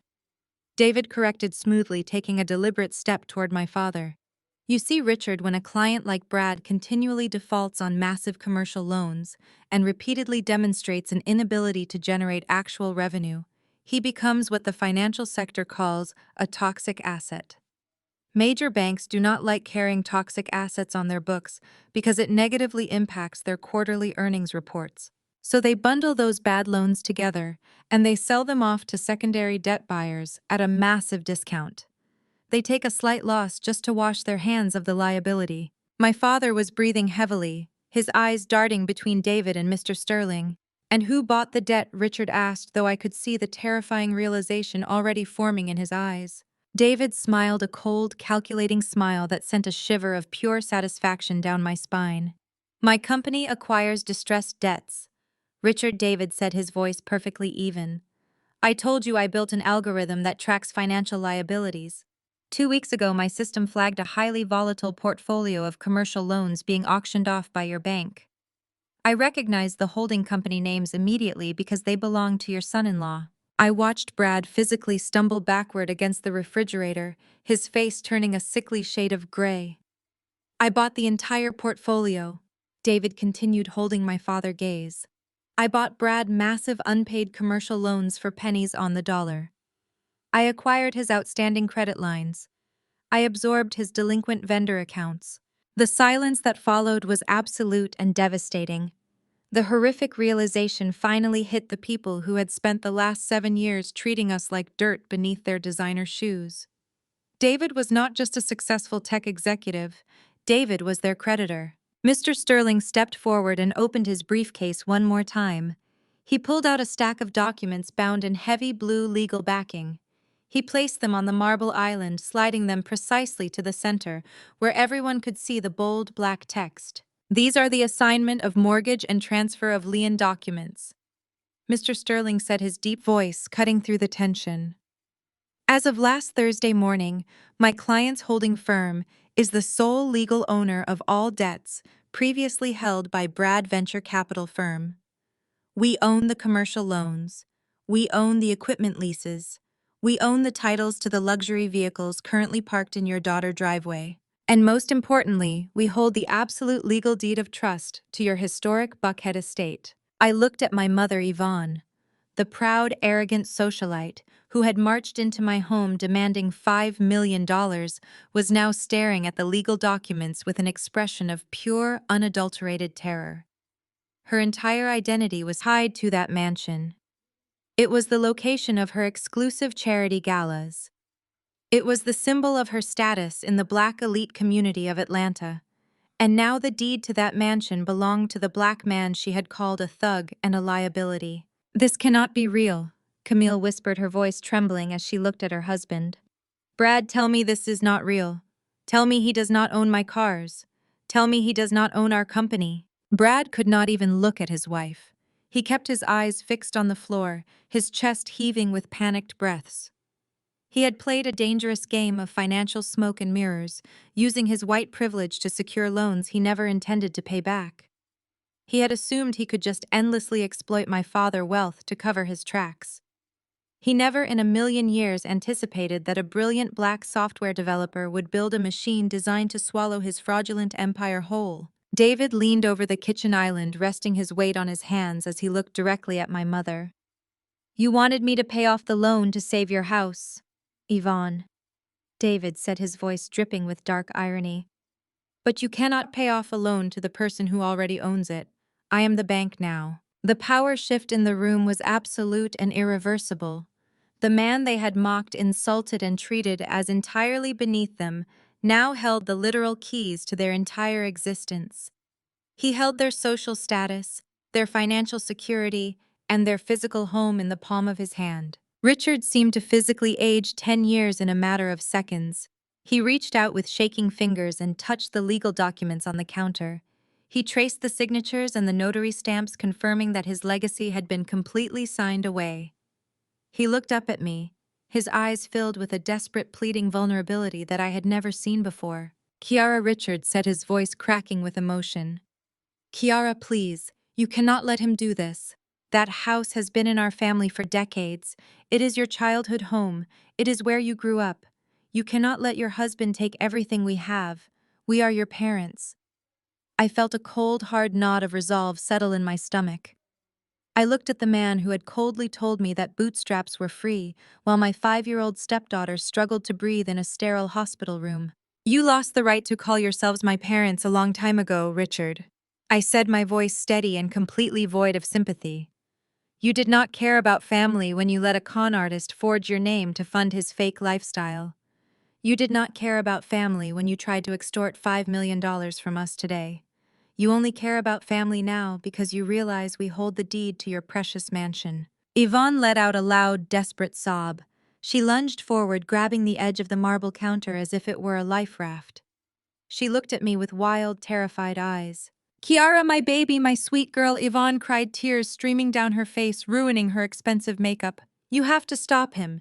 You have to make David transfer the deed back to us. All my friends, my sorority sisters, the church congregation, they will all know we lost the house. We will be ruined. We will have nowhere to go. We will be completely humiliated. You cannot do this to your own mother. I stared at Yvonne, feeling absolutely nothing but contempt. This is not your sweet girl mom, I said sharply. Your sweet girl died the night you blocked her phone number because you did not want to be inconvenienced by a sick child. The woman standing in front of you right now is the legal owner of your entire life. You sold your own daughter out to protect a mediocre man who drained your accounts and stole your future. I am not going to save you from the consequences of your own disgusting elitism. Camille turned on Brad, her shock finally morphing into violent, hysterical anger. She slapped him hard on the chest, her diamond rings catching the light as her hands flew wildly. You told me we were rich, Camille screamed, hitting him again and again. You told me the business was thriving. You bought me that car for my birthday, and now you are telling me David owns it. You told me you were a millionaire, Brad. You lied to me. You lied to my parents. You ruined my life. Brad grabbed Camille's wrists, trying to stop her from hitting him. He looked around the room, his eyes wide and frantic like a trapped rat looking for an exit. The illusion of his white superiority had been completely shattered. He was stripped bare, exposed as nothing more than a pathetic thief who had preyed on a wealthy black family, desperate for proximity to whiteness. This is illegal! Brad shouted, his voice cracking as he pointed a shaking finger at David and Mr. Sterling. You cannot just buy someone private debt without their consent. There are regulations, there are corporate protection laws. I am going to call the Federal Trade Commission. I am going to have you investigated for predatory lending practices. You cannot do this to me. I have rights. Mr. Sterling let out a dry, humorless laugh. You have absolutely no rights in this situation, Brad, Mr. Sterling said, his tone dripping with professional disdain. Corporate debt is an asset class. It is bought and sold on the open market every single minute of every single day. You waived your right to consent the moment you defaulted on your initial payments and violated the terms of your commercial lending agreement. We acquired your debt through completely legal, highly regulated channels. The only person who has committed illegal acts in this room is you. Brad's face contorted into a mask of pure, unadulterated rage. He could not handle the humiliation. He could not process the fact that he had been completely outsmarted and cornered by a black man he had spent years treating with blatant disrespect. His privilege was useless. His connections were fake. His money was gone. You think you are so smart? Brad sneered, his breathing heavy and ragged as he glared at David. You think because you wrote some stupid code you can just come in here and take my life away. You are nothing, David. You are just a street kid who got lucky. You will never be one of us. You will never belong in this circle. David did not even blink. He looked at Brad with a cold, detached indifference that was far more insulting than any angry response could ever be. I never wanted to be one of you, Brad, David said softly. I just wanted to buy you. And I did. The words hit Brad like a physical blow. The absolute finality of David's statement shattered the last remaining fragment of Brad's fragile ego. Something inside the golden son-in-law completely snapped. The polished venture capitalist facade dissolved, leaving behind nothing but a violent, desperate coward. Brad let out a guttural scream of raw fury. He lunged across the marble kitchen island, his hands reaching out violently toward David's throat. He was blindly hoping to inflict some kind of physical harm, to reclaim a shred of the power he had just lost. But Brad never even got close. Before his hands could even cross the center of the island, the heavy wooden doors leading to the hallway burst open. Two massive men dressed in dark tailored suits moved into the kitchen with terrifying speed. They were part of David's private executive security detail, and they had been stationed just outside the room the entire time waiting for the slightest indication of a physical threat. The first security guard grabbed Brad by the collar of his expensive blazer, yanking him backward with immense force. Brad's feet actually left the ground as he was pulled away from the island. The second guard stepped in, grabbing Brad's right arm and twisting it sharply behind his back. Brad let out a yelp of pain as his face was shoved violently down onto the hard, polished hardwood floor. The security guards pinned him there, pressing their knees into his back and holding his arms in a lock that made it impossible for him to move. Camille screamed, covering her mouth as she watched her husband get wrestled to the ground like a common criminal. My mother gasped, clutching the edge of the counter in absolute horror. My father just stood there watching the man he had trusted with his entire legacy, whimpering and struggling helplessly against the floor. David stood perfectly still, holding his cup of coffee, looking down at Brad with cold, calculated satisfaction. The man who had mocked us, insulted us, and tried to ruin our lives was now pinned to the floor of our custom mansion entirely at our mercy. "Hold him right there," David instructed his security team, his voice calm and unbothered by the violence that had just erupted. "We are going to need him exactly where he is for the next part of our morning schedule." I looked down at Brad, struggling uselessly against the floor, and then I looked at my parents. They were completely silent, their faces pale and defeated. The ultimate power shift was complete. They had walked in demanding $5 million and control over our lives. Now they were leaving with absolutely nothing, and the nightmare was only just beginning for them. Mr. Sterling checked his expensive silver wristwatch and looked over at David. "Sir," Mr. Sterling said, his voice smooth and professional. "The authorities are currently waiting at the front gate. Shall I instruct the estate manager to let them inside the property?" David smiled and took one final sip of his coffee. "Yes, Mr. Sterling," David replied. "I believe it is time to wrap up this family reunion. Let them in." My parents and my sister looked toward the front doors, their eyes wide with fresh mounting terror as they realized the consequences of their actions were finally arriving to collect. The heavy oak front doors of my mansion stood perfectly intact, but the metaphorical walls of my parents' elite kingdom had just been completely blown apart. Richard looked down at the floor where Brad was currently pinned under the massive weight of David's private security team. For my entire life, my father had carried himself with the stiff, proud posture of a man who believed his money made him untouchable. He was a man who worshipped proximity to whiteness. He had happily handed over his entire financial legacy to Brad, simply because Brad looked like the kind of man who belonged in a high society boardroom. Now that very same man was whining and sobbing against my polished hardwood floor with his arms twisted behind his back. Brad's privilege could not save him from the physical reality of David's security guards holding him down. Something inside my father completely snapped. The polished country club facade dissolved in an instant, leaving behind nothing but the raw, devastating fury of a man who realized he had been played for an absolute fool. Richard let out a sound that was half scream and half sob. He lunged forward, closing the distance between the kitchen island and the floor where Brad was pinned. Before anyone could even process what was happening, my father raised his expensive leather shoe and kicked Brad violently in the ribs. Brad let out a sharp, breathless shriek of pain as the impact landed. "You stole everything from me," Richard roared, kicking Brad again with even more force. "You sat at my dining room table and drank my wine, and you stole my entire life. I trusted you. I gave you my daughter. I gave you my money. I gave you my name. You told me you were a genius. You are nothing but a pathetic thief." Camille screamed at the top of her lungs. She threw herself onto the floor, sliding across the smooth surface in her $4,000 designer dress, trying to shield her husband from our father's violent outburst. She wrapped her arms around Brad's head, sobbing hysterically as Richard raised his foot to deliver another kick. "Dad, stop it!" Camille shrieked, crying so hard her whole body was shaking. "You are hurting him. Please stop hitting him. He is your family. He is my husband." "He is a criminal!" Richard yelled, his voice cracking with a level of despair I had never heard from him before.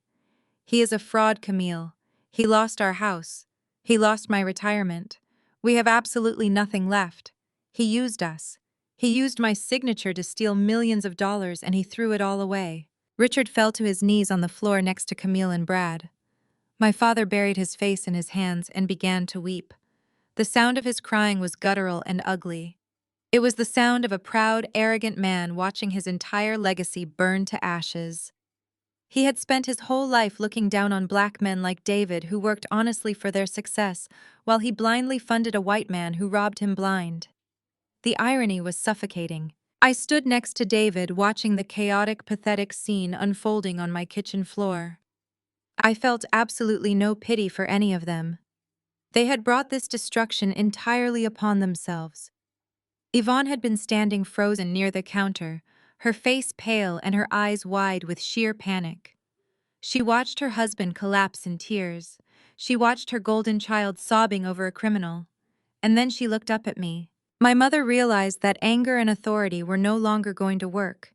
She realized that demanding $5 million was a fantasy and that the reality was she was about to be homeless.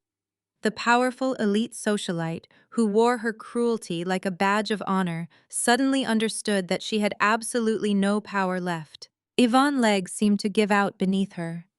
She dropped to her knees on the cold marble floor. The woman who obsessed over her immaculate appearance, who cared more about her sorority status than her own children, was now crawling across the floor toward me.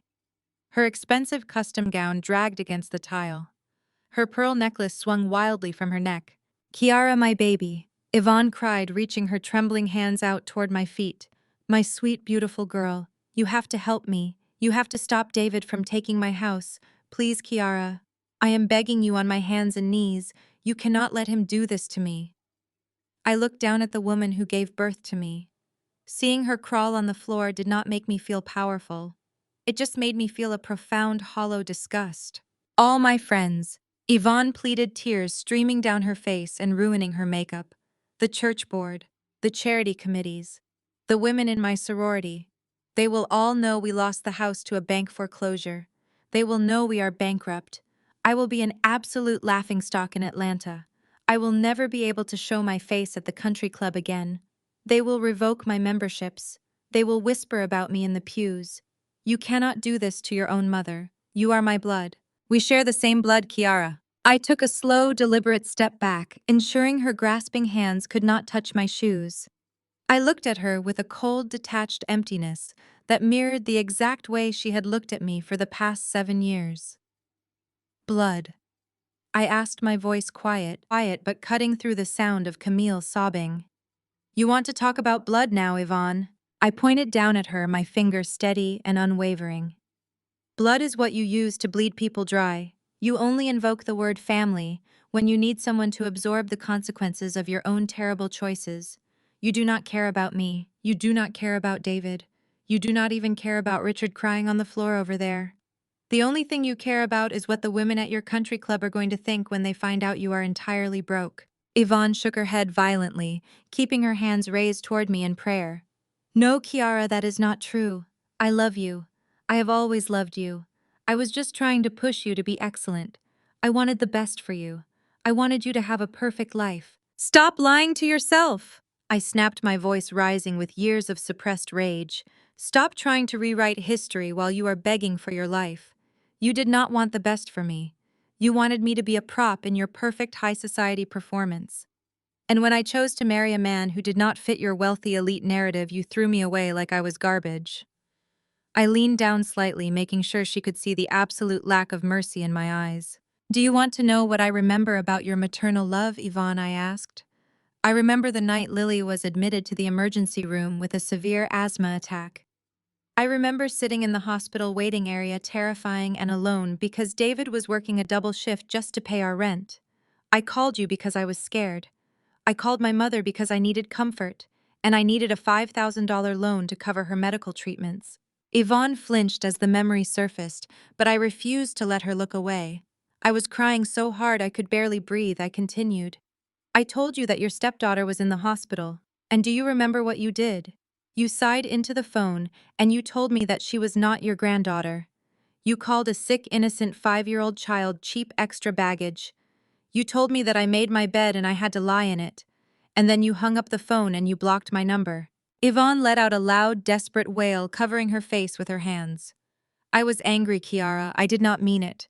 I was just upset that you defied your father. You meant every single word I said, standing back up straight.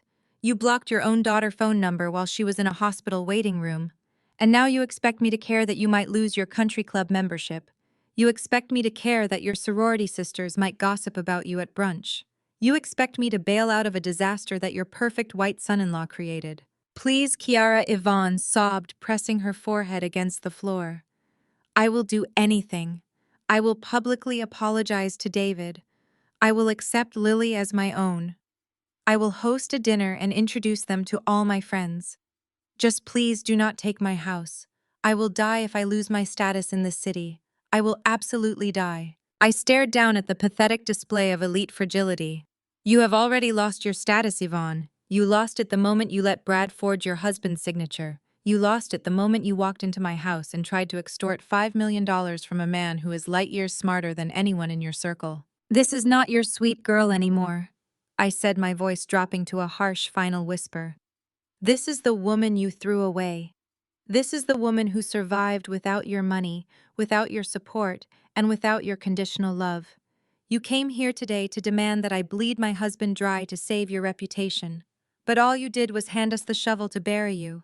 I am entirely out of mercy. Yvonne let out a long, agonizing scream of despair. She curled into a ball on the marble floor, weeping uncontrollably, as the reality of her total destruction finally set in. Camille was still holding on to Brad, trying to pull him away from Richard, who was sitting on the floor looking completely catatonic. The pristine, beautiful kitchen of my custom-built mansion had become a graveyard for my family's toxic legacy. They had destroyed themselves with their own greed and their own blinding prejudice. David stood beside me, observing the chaos with the same calm, calculated demeanor he had maintained since he walked down the stairs. He did not gloat. He did not boast. He simply watched the natural consequences of their actions unfold precisely as he had predicted. Mr. Sterling, the silver-haired corporate attorney, stood near the edge of the kitchen island. He had watched the entire implosion with professional detachment. He slowly closed his pristine white folder and slid it back into his slim leather briefcase, securing the metal clasps with two sharp clicks. Mr. Sterling reached into the inner pocket of his tailored suit and pulled out his smartphone. He looked at the screen, reading a notification that had just silently popped up on his display.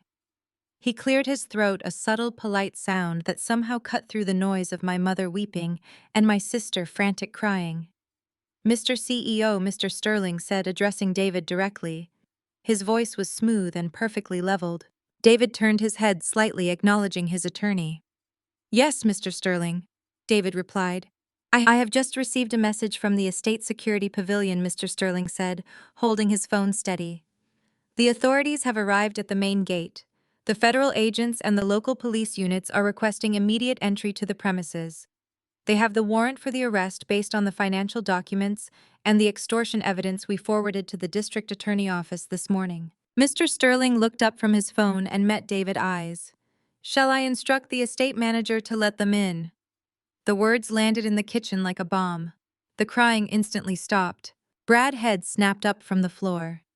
The security guard still had his arms pinned tightly behind his back, but he strained his neck to look at Mr. Sterling.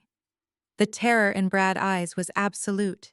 He had assumed that this was just a family dispute that would end in shouting and maybe a civil lawsuit. He never comprehended that David had already contacted federal law enforcement before they even stepped foot inside the house. Authorities! Brad choked out, his voice cracking in panic. You called the police. You cannot do that. We are family.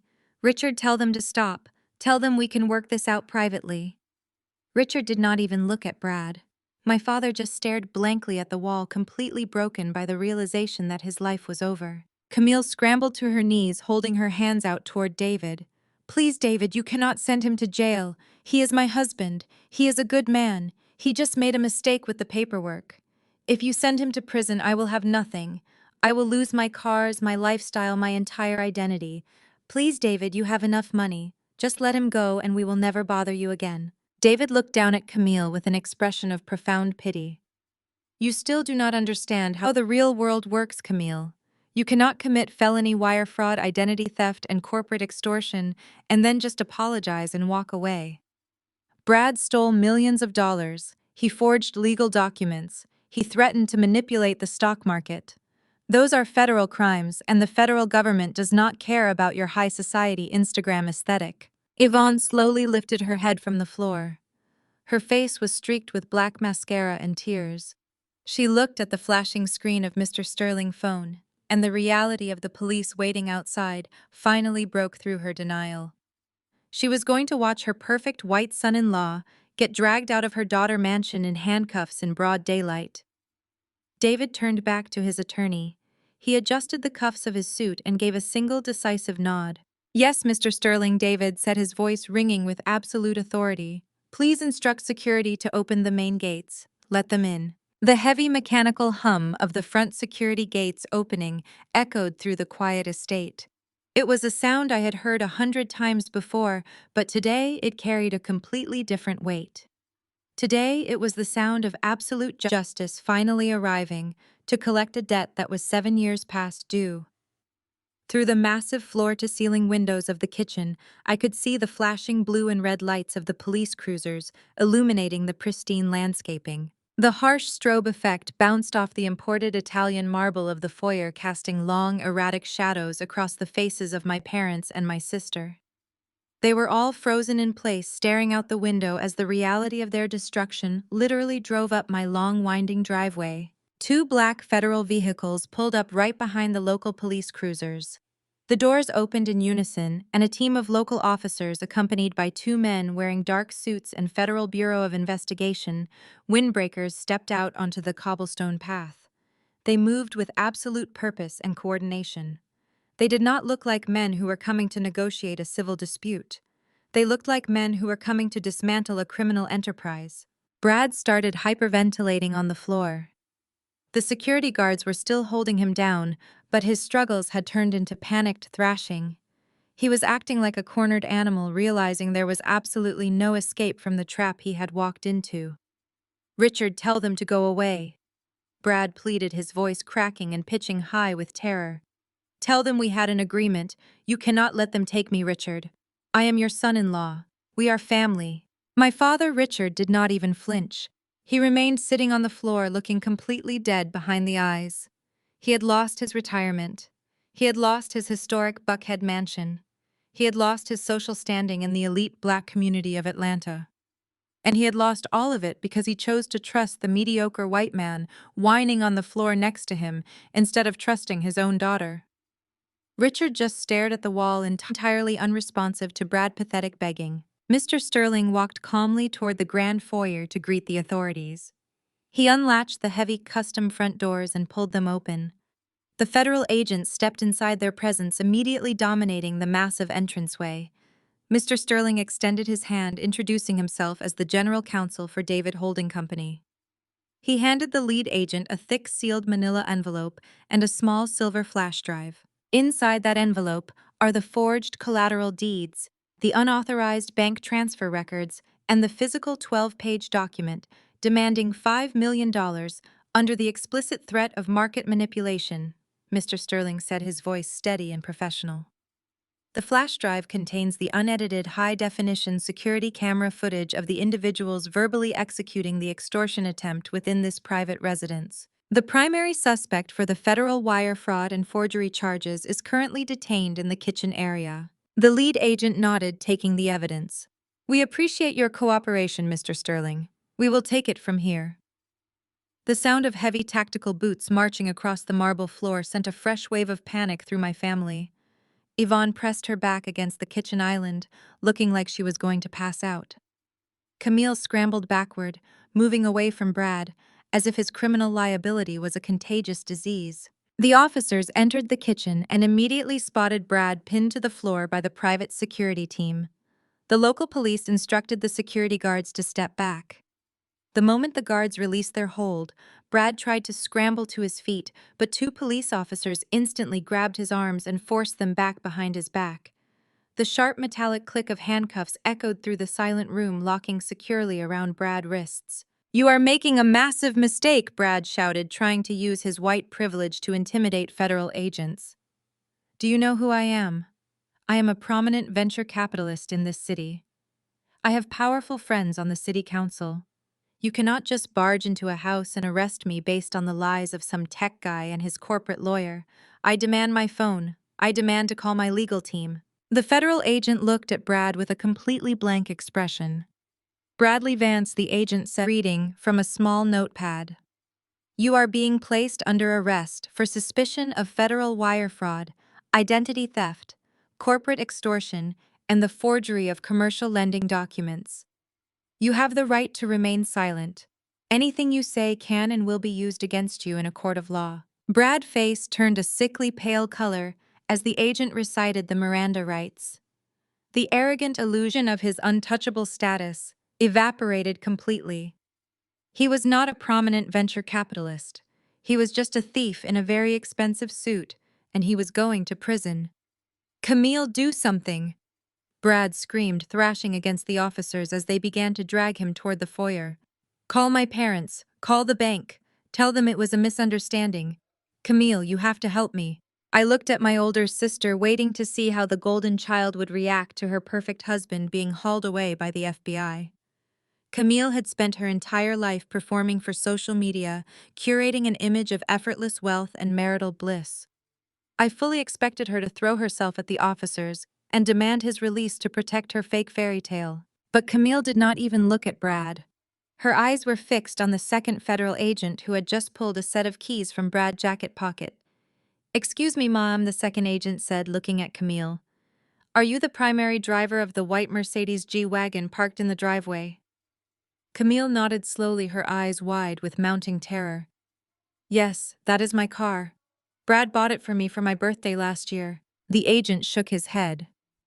"Actually, Ma, the vehicle was purchased using funds directly traced to a fraudulent commercial loan secured under false pretenses. The vehicle is listed as an asset acquired through illicit means. We are seizing the vehicle today as part of the ongoing federal investigation into your husband's financial crimes. We have a tow truck en route to remove it from the premises." The realization hit Camille like a freight train. She was not crying because her husband was being arrested for federal crimes. She was not sobbing because the man she loved was going to spend the next decade in a federal penitentiary. The golden child was having an absolute mental breakdown because the federal government was towing away her primary status symbol. "No!" Camille shrieked, lunging toward the agent and trying to grab the keys. "You cannot take my car. All of my friends know that is my car. I have to go to a charity luncheon tomorrow. How am I supposed to get there? You cannot just leave me with nothing. You are ruining my life." A female police officer stepped in front of Camille, holding up a hand to stop her from interfering with the federal agent. I suggest you step back," the officer warned. "If you interfere with the seizure of evidence, you will be placed under arrest for obstruction." Camille collapsed onto a bar stool, sobbing hysterically into her hands. She was mourning the loss of her luxury vehicle, while her husband was literally being shoved into the back of a police cruiser outside my window. It was the most pathetic, shallow display of misplaced priorities I had ever witnessed, but it perfectly encapsulated exactly who my sister really was. She never loved Brad. She only loved what Brad could buy her. And now that the money was gone, he meant absolutely nothing to her. With Brad secured in the back of the police vehicle and the agents preparing to tow Camille's car, the chaos in the kitchen finally began to settle.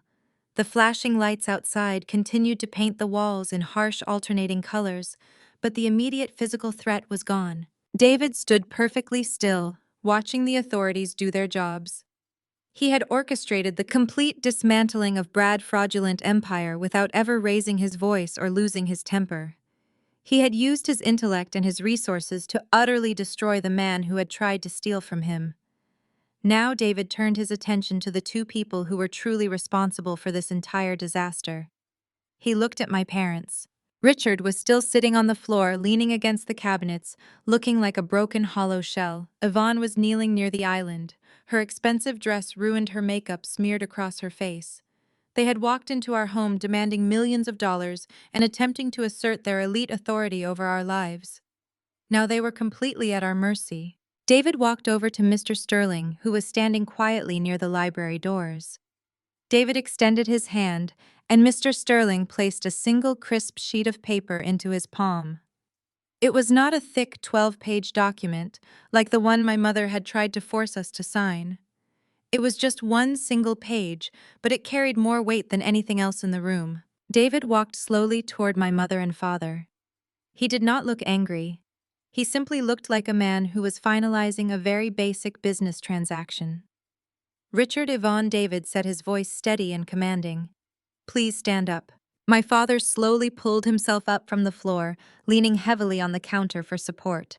My mother scrambled to her feet, wiping her ruined face with the back of her trembling hand. They stood side by side, looking at the man they had spent 7 years treating like absolute garbage. They looked at him with sheer terror, waiting for him to deliver the final blow. "You came into my home today uninvited." David began, holding the single sheet of paper in his right hand. "You bypassed my security. You insulted my wife.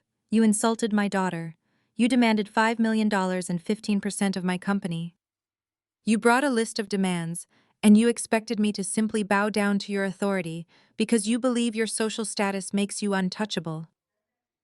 David took a step closer, closing the distance until he was standing right in front of them. "You forgot one very important detail," Yvonne David said softly.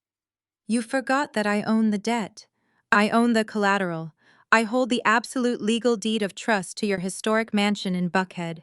The bank sold me your entire legacy because your favorite son-in-law turned it into a toxic liability." David held out the single sheet of paper. He offered it to my father, but Richard was shaking too badly to take it. David simply dropped the paper onto the marble counter, right where my mother's list of demands had been sitting an hour earlier. "You came here to hand me a list of demands," David said quietly. "Here is mine." My mother looked down at the paper. It was a formal, legally binding document bearing the official seal of the state of Georgia. The bold text at the top of the page was impossible to misinterpret. It was a formal 30-day notice of eviction. David had filed the paperwork to officially remove them from the property. He was not giving them a chance to restructure their debt. He was not offering them a payment plan. He was legally taking possession of the multi-million-dollar estate they had used to flaunt their wealth for decades. "Be out of my property in 30 days. David commanded, his tone, leaving absolutely zero room for negotiation. "If you are not completely moved out by the 1st of next month, I will have the sheriff's department physically remove you and your belongings will be placed on the curb." Yvonne let out a strangled gasp, clutching her chest, as if she had been physically struck. "David, please, you cannot do this to us. Where will we go? We have no money left. Brad took everything in the retirement accounts. If you kick us out of the house, we will be completely homeless. We will have to live on the street. All of our friends in the Alpha Kappa Alpha chapter will know we are destitute. You are ruining our lives over a simple misunderstanding." I stepped forward, standing shoulder to shoulder with my husband. I looked at the woman who had birthed me, feeling no connection to her whatsoever. She was just a stranger who shared my DNA. "It is not a misunderstanding, Mom," I said, my voice cold and firm. "It is the consequence of your own disgusting elitism. You chose to value a mediocre white man over your own daughter and your own black son-in-law. You let him steal your future because you were too obsessed with proximity to whiteness and high society status to ever question him. You made your bed. Now you get to sleep in it, somewhere else." My father, Richard, did not say a word. He just stared at the eviction notice, his eyes empty and vacant. The reality of his complete financial and social ruin had finally broken his spirit. He turned and began walking slowly toward the front door, moving like an incredibly old, defeated man. He did not look back at me. He did not say goodbye. He just accepted his total destruction in silence. Camille stood up from the bar stool, wiping her nose. She looked out the window, watching the tow truck hook up her expensive white SUV. She let out one final pathetic sob and hurried after our father, eager to escape the humiliation of the kitchen. David signaled to the private security team. The two massive guards who had pinned Brad to the floor now stepped forward and gently but firmly escorted my mother toward the front entrance. They flanked her on both sides, ensuring she moved continuously toward the door. Yvonne walked through the grand marble foyer, her expensive heels clicking against the stone. She reached the massive $50,000 custom mahogany front door. She stopped on the threshold, refusing to step out onto the porch. She turned back to look at me one last time. The facade of the terrified, desperate mother completely vanished. The true Yvonne returned. The cruel, arrogant, bitter socialite who could never accept that the daughter she cast out had achieved a level of success she could only dream of. Her face twisted into a mask of pure venomous hatred. "You think you are so special!" Kiara Yvonne screamed, her voice echoing through the massive foyer and out into the quiet, gated neighborhood. "You think because you live in this house and your husband has some money that you have won. You are nothing. Money will not change you. You will always be a disappointment to this family. You will never be one of us." I stood in the center of my beautiful, pristine home, surrounded by peace and absolute security. I looked at the miserable, toxic woman screaming on my front porch. I felt a profound, overwhelming sense of freedom wash through my entire body. I did not feel angry. I did not feel sad. I just felt completely unburdened. I smiled at her, a genuine, warm smile of total liberation. "I know, Mom," I said softly, "and that is the best thing that ever happened to me." I reached out, grabbed the heavy brass handle of my $50,000 custom front door, and closed it right in her face. The heavy lock clicked securely into place, shutting out her toxicity and sealing my absolute peace forever. The heavy lock clicked securely into place, shutting out her toxicity and sealing my peace forever. I rested my forehead against the cool wood of the front door, letting out a long breath. The sound of my mother's screaming had been cut off by the thick insulation, leaving a profound, absolute silence. The storm had blown through our lives, tearing up everything weak, but leaving the true foundation untouched. I turned around and walked back into the marble foyer. David was waiting near the entrance to the kitchen. He had instructed the security team to return to their posts, and Mr. Sterling had departed to finalize the legal paperwork. It was just the two of us standing in the aftermath of the absolute destruction of my toxic family. He walked over, wrapped his arms around my shoulders, and pulled me into a deep, comforting embrace. I buried my face in his chest, listening to the steady rhythm of his heartbeat. We stood there together in the quiet foyer, absorbing the reality that we were finally, completely free. A soft sound broke the silence. We turned to look at the grand, sweeping staircase. Our 10-year-old daughter, Lily, was walking down the carpeted steps, wearing her pink pajamas and holding a piece of construction paper in her small hands. She had been upstairs in her soundproofed playroom, completely oblivious to the hostile home invasion, the violent arrest, and the dramatic eviction that had just occurred. She rubbed her sleepy eyes and smiled when she saw us look. "What I made," Lily said, her sweet, innocent voice filling the massive room with a light that erased the lingering darkness of my parents' visit. "I drew a picture of our new house, and I put us in the front yard." David walked over and scooped his daughter up into his arms, holding her tightly against his chest. I kissed Lily softly on the forehead, looking at the colorful crayon drawing. She had drawn a big house with a bright yellow sun and three stick figures holding hands with big smiles on their faces. I looked at the drawing, and then I looked at my husband and my stepdaughter. My heart swelled with a fierce, protective love. This was what real family looked like. We had fought a brutal war to protect this peace, and we had won. The weeks that followed were an absolute whirlwind of public scandal and high society gossip. The fallout from the federal raid on my home hit the elite circles of Atlanta like a massive earthquake. The story of Brad's arrest for felony wire fraud, corporate extortion, and identity theft made the front page of every major financial news outlet and local newspaper in the city. The media painted a humiliating picture of a fake venture capitalist who stole from his wealthy black in-laws. The public humiliation did not stop with Brad. The absolute destruction of Richard and Yvonne's social standing was swift and completely ruthless. The bank foreclosure on their historic Buckhead mansion became the favorite topic of gossip at every single exclusive country club in the state people drove past. Their house, just to take pictures of the moving trucks loading up their furniture to be sold at auction. My parents were entirely excommunicated from the high society. They worshipped the prestigious country club they had belonged to for decades, formally revoked their membership, citing a morality clause. The prominent black church board held an emergency meeting and quietly asked Yvonne to step down from all her charity committees to avoid dragging the congregation into a federal fraud scandal. Women in her elite sorority stopped returning her phone calls entirely. My parents were forced to relocate to a cheap apartment outside the city limits. My older sister Camille suffered an even more spectacular and public downfall.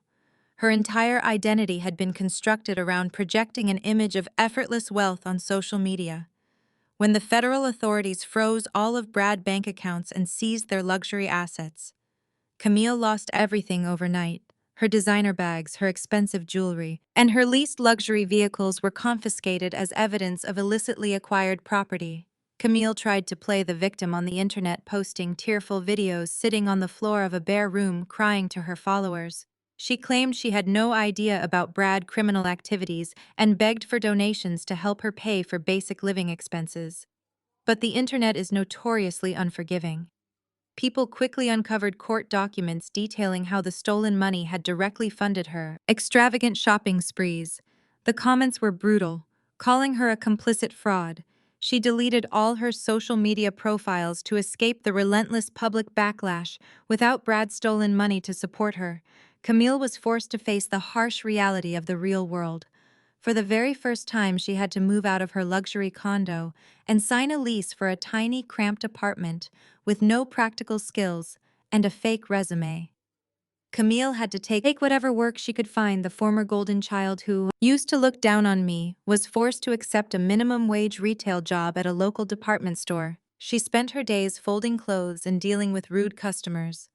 The poetic justice was almost too perfect, despite the absolute chaos engulfing their lives. My parents still could not accept that they had permanently lost their grip on me. They still believed that blood obligation would eventually force me to save them from their terrible choices. Exactly 1 month after I closed my front door in my mother's face, I received a new voicemail from a number I did not recognize. I sat on the patio of my estate, watching Lily swim in the infinity pool, while David grilled dinner nearby. I pressed play on the message, bringing the phone to my ear. The voice that came through the speaker was weak, trembling, and stripped of all its former arrogant authority. It was my father, Richard Chiara. Richard said, his voice cracking with a pathetic, desperate tone that made my skin crawl. Chiara, please pick up the phone. It is your father, we are struggling. Chiara, the lawyers took everything we had left just to keep us out of prison. Your mother is sick and we cannot afford her premium health insurance anymore. The rent is due next week, and I do not have the funds to cover it. I know you are angry with us, but you have so much money now. You and David have more than you could ever need. We just need a small monthly allowance, Chiara. Just a few $1,000s a month to help us survive. We are your parents. You cannot just leave us here to rot. Please call me back. I am begging you. I listened to the entire voicemail without feeling a single ounce of guilt or sympathy. I did not feel a sudden urge to rescue the man who had coldly told me that bootstraps were free when my child was struggling to breathe. I did not feel any compassion for the parents who had tried to extort my husband and destroy his company to save a white criminal who had robbed them blind. They were not calling to apologize for their cruelty. They were calling because their golden ticket expired and they needed a new bank to exploit. I looked out at the beautiful, peaceful life I had built with a man who truly loved me. I looked at the daughter we had raised through poverty and hardship to reach this moment of absolute safety and joy. I had everything I ever wanted, and I was not going to let the ghosts of my past drag me back. I lowered the phone from my ear. I did not text him back. I did not call him to gloat or to reject him. I simply pressed the delete button, wiping his pathetic, desperate voice from my device forever. I stood up from the patio chair and walked back inside the house. I opened the settings on my phone and navigated to the account menu with a few quick taps on the screen. I permanently changed my phone number completely, severing the last invisible string that connected me to the people who had tried to break me. I walked back outside into the warm and pleasant evening air, leaving the phone resting silently on the kitchen counter. David looked up from the hot grill and smiled at me, his dark eyes full of warmth and understanding. He handed me a plate of food and pulled me close, kissing my cheek as Lily splashed happily in the cool blue water of the swimming pool. The sun began to set, casting a bright golden light over our perfect, tranquil world. I had finally cut the rot out of my life permanently, and the beautiful future belonged entirely to us now. 6 months passed since the evening. I permanently erased my parents and sister from my life. The transition from the constant chaotic noise of their toxic expectations to the absolute tranquility of my chosen reality was profound. Autumn gave way to a mild Georgia winter, and then blossomed into a vibrant, beautiful Atlanta spring. We did not spend those months looking backward or dwelling on the spectacular wreckage my family had brought upon themselves. They had made their choices and the universe had delivered their consequences with flawless precision. Instead, David and I focused our energy entirely on building a legacy that actually meant something, a legacy built on authentic connection, rather than shallow elitism and performative wealth. The silence from my biological family was the most beautiful sound I had ever experienced. Knowing they were entirely excommunicated from the high society they worshipped brought a profound sense of karmic balance to the universe. On a warm evening in late May, David and I hosted a massive gala in the heart of downtown Atlanta. The venue was a stunning modern architectural space filled with floor-to-ceiling glass, showcasing the bright, glittering skyline of the city. We chose this location deliberately because it was the exact opposite of the stuffy, historically segregated country clubs my mother had spent her entire life trying to impress.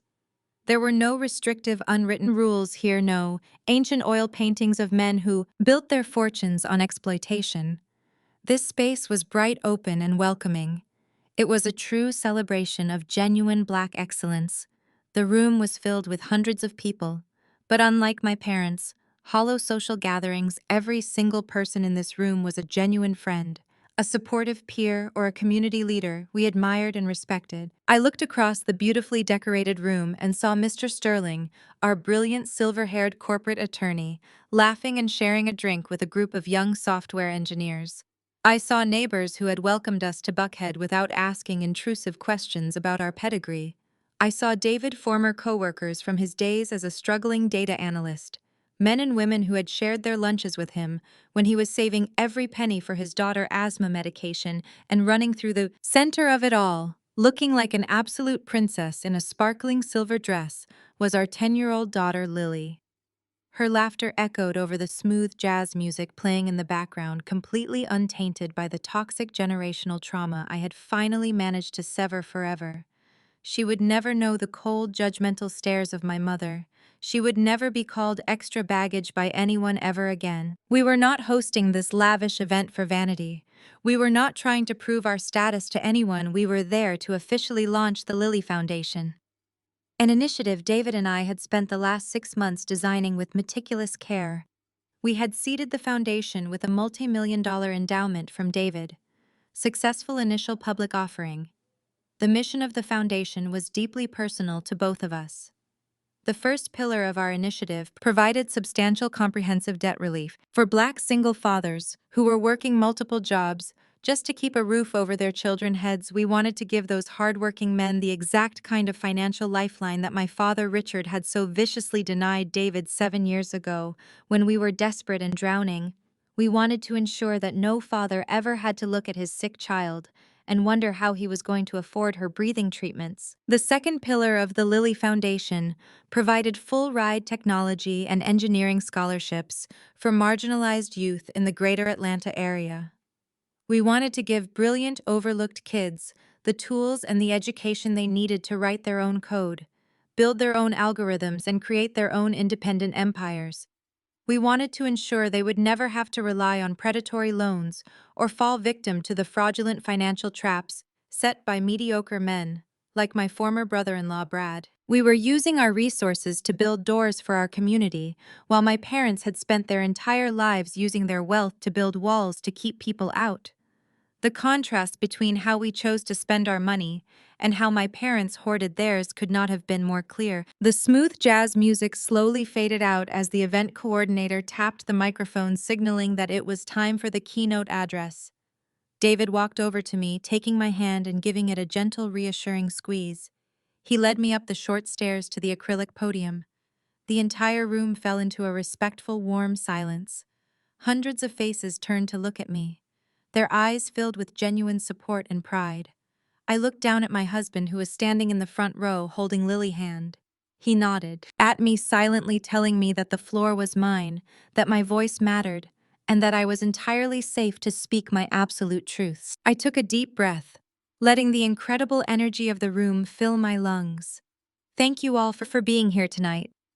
I began, my voice steady and carrying clearly through the massive venue. We created the Lily Foundation because we believe that true wealth is not defined by the designer clothes in your closet or the historic neighborhood where you reside.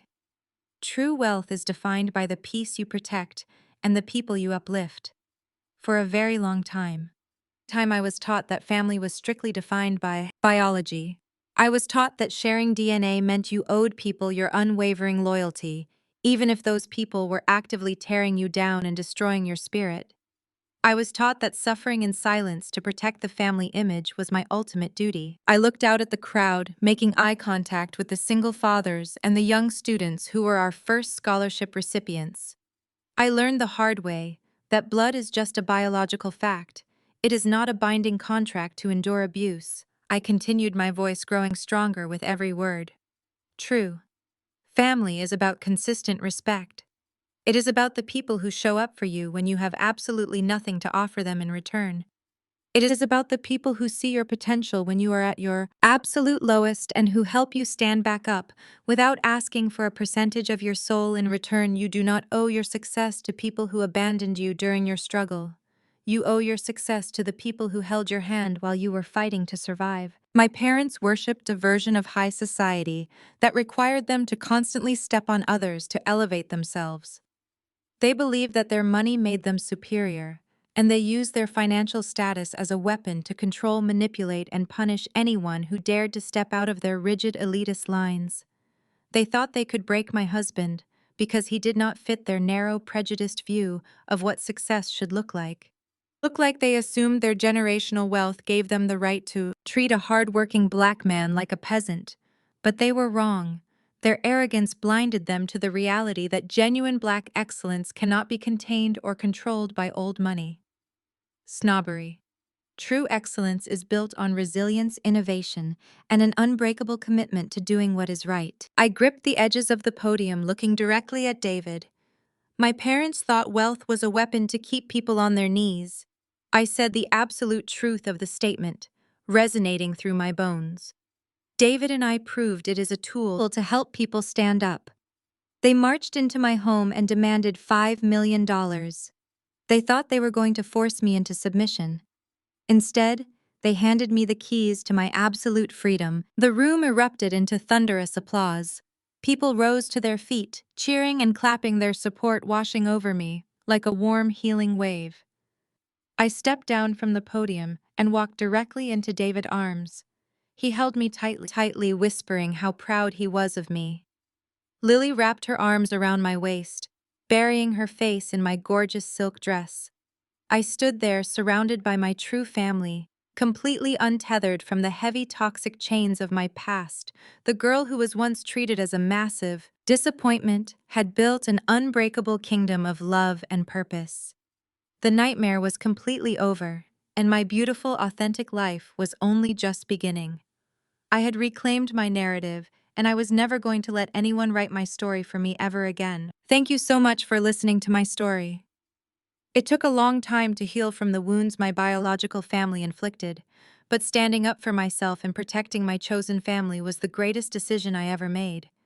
Have you ever had to cut off toxic family members to protect your peace and your future? Have you ever experienced the incredible freedom of finally walking away from people who underestimated your worth? Please share your story in the comments below. I would love to read about your journey to healing. Hit the like button And subscribe to the channel for more stories about surviving toxic family dynamics and finding your own incredible strength. Remember, your worth is never determined by the people who are too blind to see it. You deserve a life full of peace and absolute genuine love. The greatest lesson from this journey is that biology does not demand your endless loyalty, especially when it costs you your peace. True family is never defined by shared genetics or toxic societal expectations. It is built entirely by the people who stand fiercely beside you during your darkest struggles, not those who only arrive to demand the fruits of your eventual success. Furthermore, real wealth is not a weapon meant to keep others on their knees. It is a powerful tool meant to uplift your entire community.